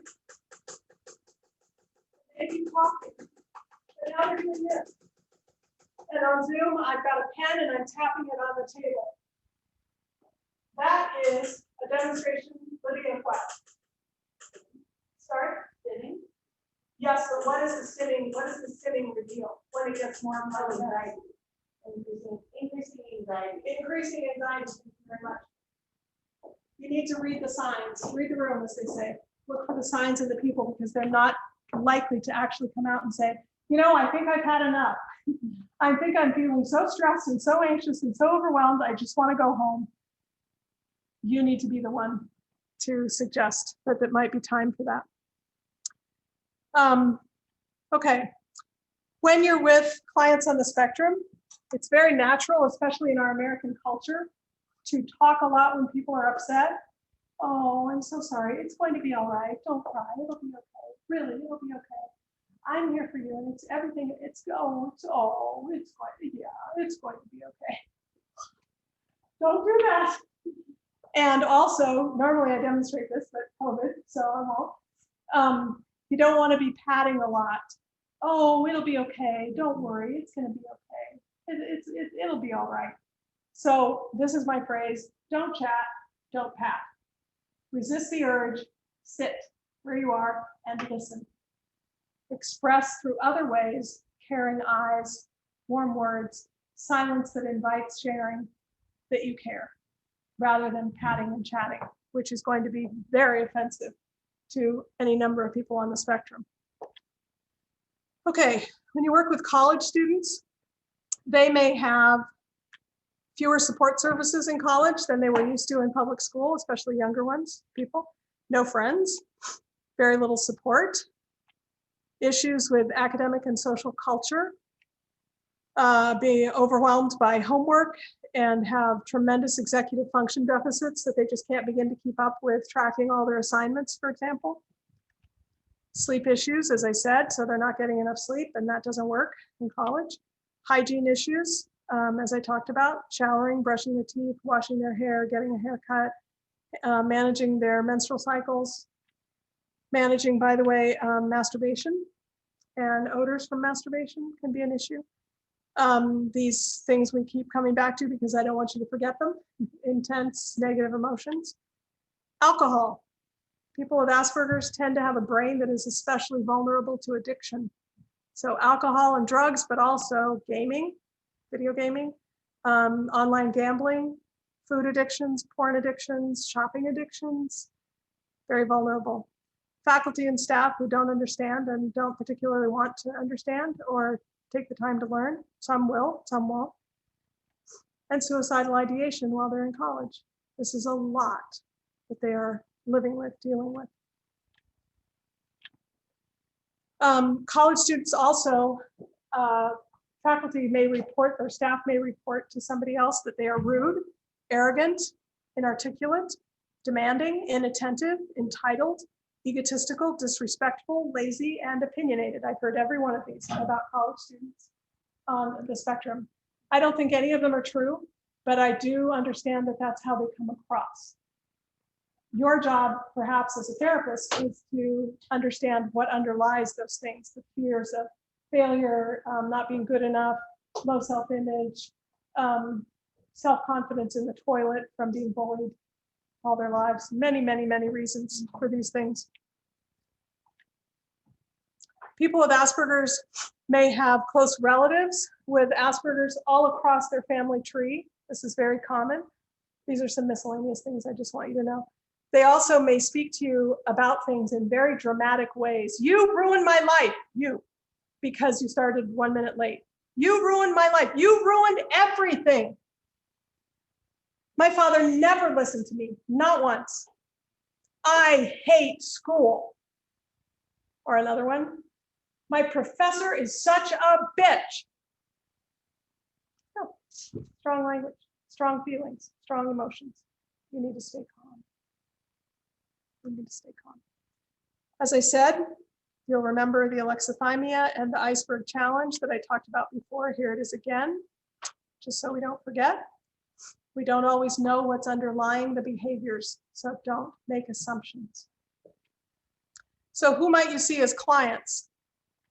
Individuals, of course, with autism, Asperger's, neurotypical partners and spouses. Lots of people with Asperger's marry neurotypical people, and they're most likely to be males with Asperger's who marry neurotypical females. The opposite can also happen, or you can have couples where they're both on the spectrum. But most typical is males with Asperger's who marry neurotypical women. And trust me, that comes with its own host of issues. To be the neurotypical spouse is not an easy role to play. So she could be, or he could be, a client of yours as well. Parents of children with autism can certainly be clients, grandparents, aunts and uncles. A little note about parents of children with autism. Research in 2010 by Seltzer et al. Learned that mothers and combat soldiers, this is based on blood testing, things that show up in the blood, had the same level of stress. Mothers of children with autism, and specifically autism, and combat soldiers had the same level of stress. This is true. This is absolutely the truth. Grandparents, other family members, you could have grandparents who say, you know, my daughter says he's got autism. Well, that child is no more autistic than I am. I don't know what she's talking about. Oh, okay. How are you going to handle that? And friends. Friends will have friends with autism and want to talk about that. Coworkers. Okay, there will be challenges in dating, in partnership, and in marriage. Asperger's places tremendous stress on marriage or partnerships for people who aren't married. When one partner has Asperger's, the relationship is full of challenges for both partners. When a parent or a partner has Asperger's and they have children with Asperger's, or they have neurotypical children, the pressure is exponential to be in this family mix of Asperger's and neurotypicality. Remember, remember, remember the neurotypical spouse. Don't assume that everything is fine for the neurotypical spouse because he or she doesn't have Asperger's. He or she is often living his or her own private hell. And not because they don't love the partner and the partner doesn't love them. That's not what I'm talking about, or because they're being abused or anything like that. Just because we see life so differently. It's very difficult. Sexual intimacy is a big issue. That's certainly something that could come up in therapy. Some partners with Asperger's don't want to be touched at all. Not at all. Not in bed, not in the kitchen, not holding hands in the car, nothing. Some struggle tremendously with the sensory aspects of intimacy. So I'm going to be very blunt about this. Things like the odor of semen, the odor of vaginal secretions, the sweat that comes with lovemaking, touching somebody's sweaty skin in lovemaking. These are things that can be very sensorially off-putting to people on the spectrum. Some people are very content to live a marriage or a partnership with non-sexual touch. And maybe that's fine for them and that's what they need and they're content. But then you have the neurotypical partner who's not getting the sexual intimacy that he or she really hungers for. And obviously, I don't have to tell you, we have a problem when that's the case. And how are we going to deal with that in clinic? Neurotypical partners may live with tremendous needs and losses, things they're never going to get, that they may not have known. I'm coming. Especially neurotypical partners may have dreams, have had dreams going into the marriage that aren't going to come true.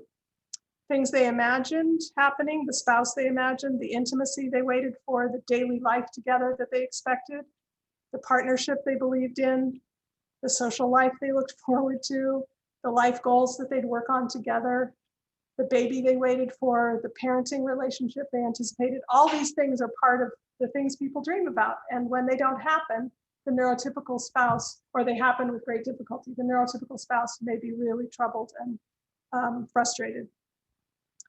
But couples who work together and are patient with each other really can discover new expressions of intimacy, and you can help them find those.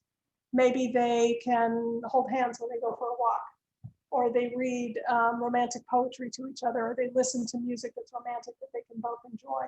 I'm not saying it's a substitute, but it's a step in the right direction. It's a learning step on the path, finding new interests together.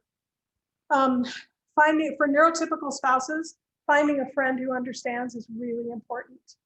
And in the absence of a friend, the therapist who listens and gets it might be really helpful to that person, because they desperately need somebody to hear their story, because it's all about the person with Asperger's usually.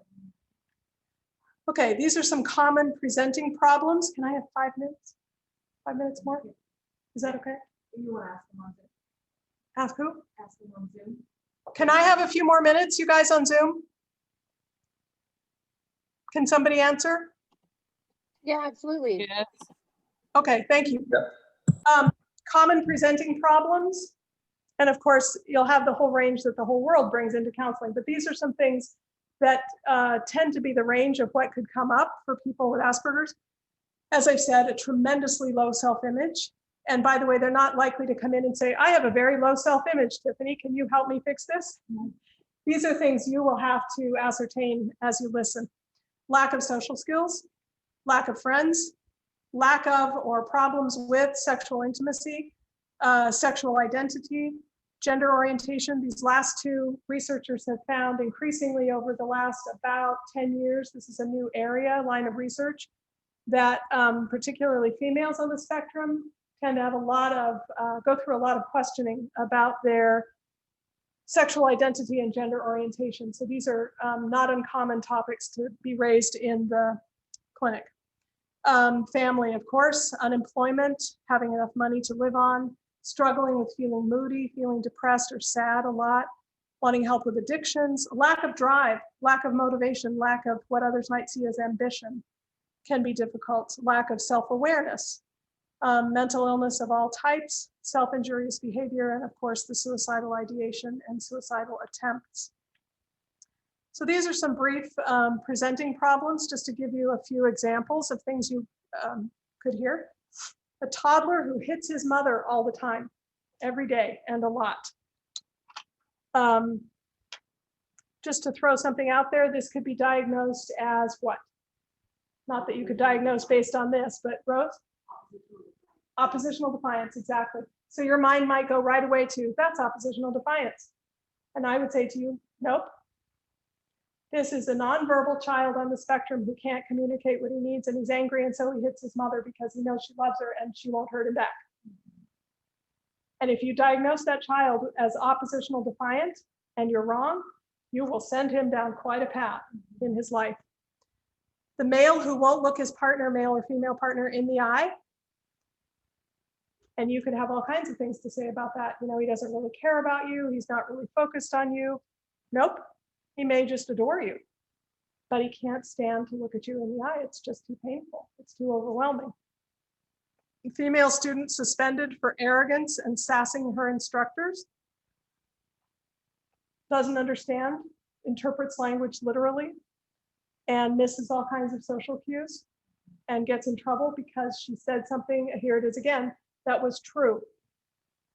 Something that was true. And that was interpreted as being disrespectful, and so she got in trouble. The female who refuses sexual intimacy with her partner, what's the first thing DSM-5 based that would come to mind? Starts with an A? Sorry? That's a possibility, but I was thinking of an arousal disorder. This person can't be aroused. Well, it's not really that as much as what I mentioned about sensory issues, or simply I can't handle being that close to another human being. It's not about arousal. It's about intimacy. It's about being too close, and it's too overwhelming. A male who continually embarrasses his partners in a social setting. I could see a therapist thinking, you know, we got to get these two separated or divorced. This is not okay. Well, it's all about social skills. It's about lacking knowing how to function in a gathering. And so we are the ones who commit a false attribution error by assuming that the motivation for this behavior is unloving, when we are inaccurate about that. Maybe this person dearly loves this partner and just doesn't know how to handle the overwhelm of a social setting. And so winds up saying things that are embarrassing. Don't rush to diagnosis. Don't. Diagnose by all means if it's appropriate, but don't rush to it. Don't pretend to know what you don't know. I'll tell you, Libby knows this from my class. One of my absolute all-time pet peeves is people who list 45 things on their websites that they specialize in as therapists. And one of them inevitably these days is going to be autism. And I always want to call that person and say, first of all, nobody specializes in 45 things. It takes a career, a lifetime to learn to specialize in one thing. If you say you're good at 45 things, one of them is not autism, I promise you. So be careful about how you present yourself. Misdiagnosis will slow the path of that client to an accurate diagnosis down the road and really be harmful. It's important that you consult. If you're really interested in this, if you want to, become proficient in working with clients with autism, and why not? It's a huge area of need. And I will tell you, in this town, we need people who can especially work with and diagnose females. In that case, consult with people, ask questions, read, research, seek training from good conferences, learn about this. It's okay that you don't know. What's not okay is to not learn, okay? It's okay that you don't know. What's not okay is to not learn. You need to be constantly learning. Be humble, be open. Paula Jacobson again said, working with Asperger's has led me to a very different understanding of the human mind. The challenge and the key is understanding their perspective, seeing things through their eyes instead of forcing them to see life through my eyes. So what's good about this work? And I'm almost finished. You can really make a difference. You can really make a difference. We are in dire need of therapists who know effectively how to work with people on the spectrum of all ages. You will discover an incredible world that you never knew about if you don't love somebody with autism. You'll meet people with Asperger's who are insightful, smart, caring, reflective, funny, fascinating, and you'll be delighted, you'll be challenged. You might be discouraged by how much you don't know, or the fact that you can't help this person with this thing. But overall, it's a fascinating, highly rewarding group of people to work with. These are some books, and again, I will get these to Marcy. And I want to leave you with these last two things. Don't diagnose what you don't understand. Demonstrate respect. And by the way, letting somebody face the wall with the chair, that's showing respect for your client. Taking the flowers out, that's showing respect. And that makes the client feel like She listened. He cared about me. Listening, providing support. If you don't know the work of Bonnie Badenoch, I highly recommend her 2008 book about being a brainwise therapist. She emphasizes the need to build relationship between the client and the therapist. It's all about relationship. Badenoch, by the way, is from Portland. If you can't give somebody anything else, what you can give them is listening. You can always listen. People will walk out feeling better simply because you were kind and respectful and you listened to them wholly. With all of your being, you listened. You were present in that session. You weren't cooking dinner in the back of your mind. You were fully present with them. If you do that, even if you don't know tons about autism, you will give them a gift in listening. And I leave you with this final quote from Gottlieb. The most important factor in the success of treatment is the relationship with the therapist. You can always offer relationship. You can build trust. They can learn to trust you. And oh my goodness, what a gift to give people who have experienced loss on a daily basis, frequent betrayal, tremendous pain that most of us will never know anything about. You build relationship. You care about that person. You demonstrate respect. They're going to want to see you and they're going to want to talk to you. So I thank you.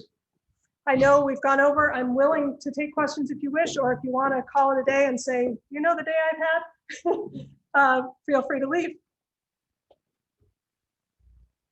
Do you on Zoom have any questions? Looks like Amber, I think, has one here, trying to get my chat so I can actually read it here.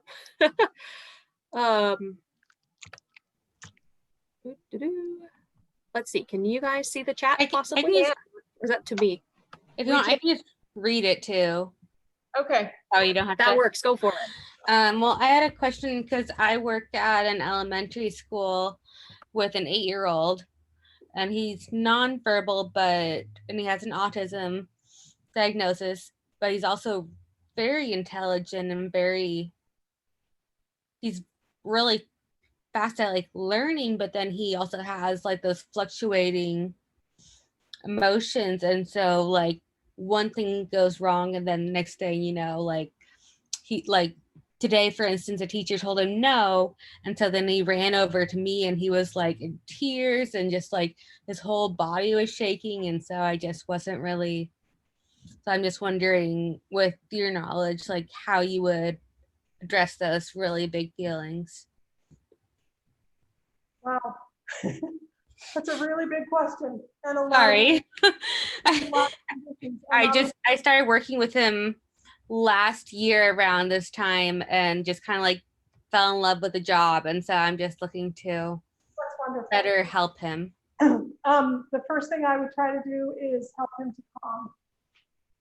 So a lot of schools in the area, not all, but a lot, have sensory rooms or sensory areas where you could take him, and they have lower lighting. They have some sensory tools that he could work with, and you could sit in there and just help him work with some of those things.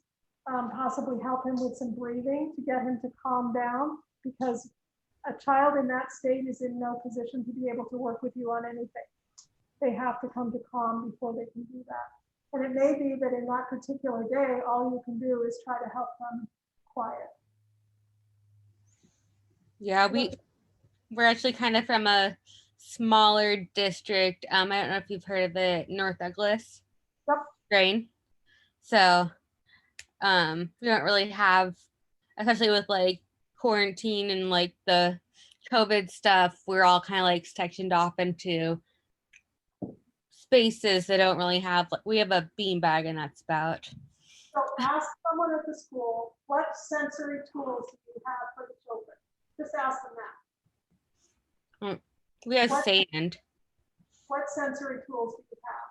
He has like this, like the magic sand, you know, the kinetic sand. Right, but I'm suggesting that you ask them what they have, so you'll have a picture of all of your options, or if you don't have any options, just so you'll know. Well, the spectator is my mom, so Okay. yeah, so the special education teacher is actually my mom, so there's just, it's limited. In the absence of those kinds of things, you also could take the child for a walk if the child is not a runner. And if the child is a runner, you can take the child for a walk within the building and just give them some space and some room to be quiet and to breathe. But again, you're not going to be able to teach or do any kind of treatment while the child is that agitated. And I think beyond that, I would need to know more about the child. It's very difficult to speak to it, but I certainly empathize with your situation. And Yeah, your desire to help us we- in We use Okay, a lot so- of icons. Can I stop you for a moment? We're gonna see if anyone else has any questions. Yep.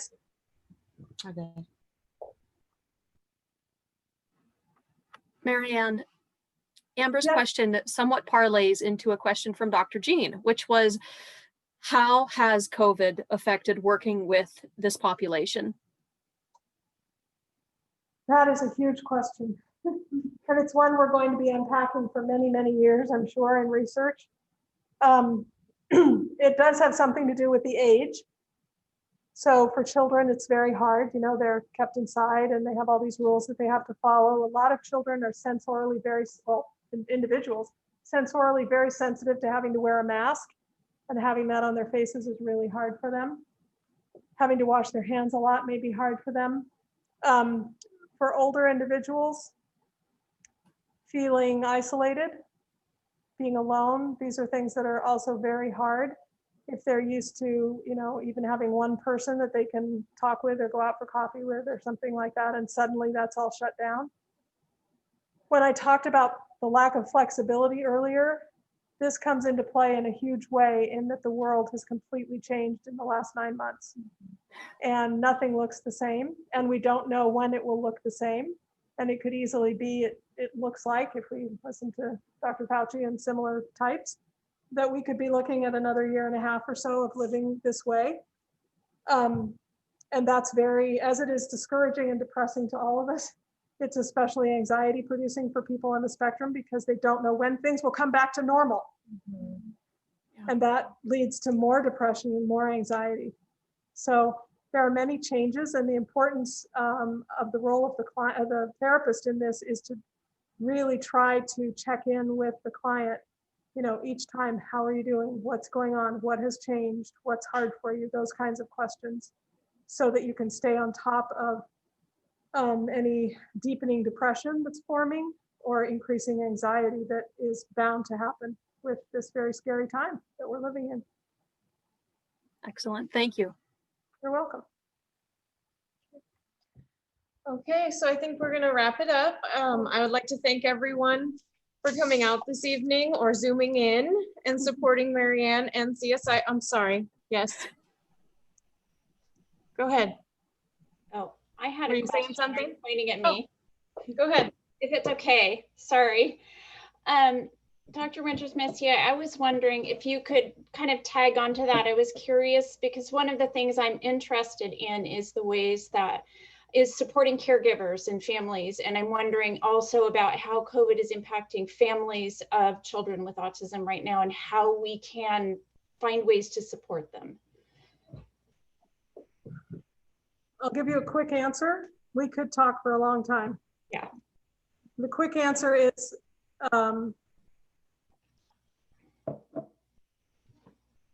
COVID is taking down a lot of families of children with autism because it's already extremely difficult to raise a child with autism. It's just full of challenges. And now that I have to keep that child at home all the time, and as I said, when we go out, he has to wear a mask. We have to wash hands all the time. He hasn't seen grandma and grandpa in months, can't have friends over, can't go to the movies, do the things that help pass the time and give us things to look forward to. And on top of it, the child's at home all the time and the anxiety is increasing and the depression is increasing. So it takes a difficult situation and escalates it. I mean, an already difficult situation and escalates it 100-fold with all the COVID considerations. I think the first most important thing you can do for support is to listen. And I really mean that. It sounds like a cliche, but give the person 20 minutes on the phone after the child is in bed and just say, you know, I'd like to hear anything you want to tell me. You want to tell me what your day was like? And you can, and I always tell people, you can tell me anything you want. It's not going anywhere. I won't think badly of you. If you want to swear, if you want to yell, if you want to tell me that the children ate cold cereal out of a box all day because you just couldn't get it together to fix a meal, or you're not sure your little one actually ever got her teeth brushed today, you can tell me anything you want. There is safety for parents who are under siege like they are right now. There is emotional and mental safety for them in being able to vent to someone they can trust. The other thing harder to come by is respite, giving them a chance to get away. Even 1 hour, even 1 hour, you know, go for a hike around the block. We will send somebody in who's safe. We'll, you know, bring in somebody masked and hand washed and all that, and they'll keep distance and they'll do everything. But somebody that you can tell the parent, your child will be safe with this person. And here's the reason, here are the reasons why. And you can go away and you can leave this. So understanding the genuine hell that a lot of families are living in right now because of having one or more children on the spectrum cooped up in often a, you know, average size house. Listening, number 2, genuine full-on listening, and trying to provide respite if possible, when possible. Those are my quick answers. Yeah, thank you. You're welcome. Okay. Well, thank you all very much for your kind attention. I apologize for running over by a few minutes. We got a little bit of a late start, so thank you. I appreciate it very much. It's been good to be with you.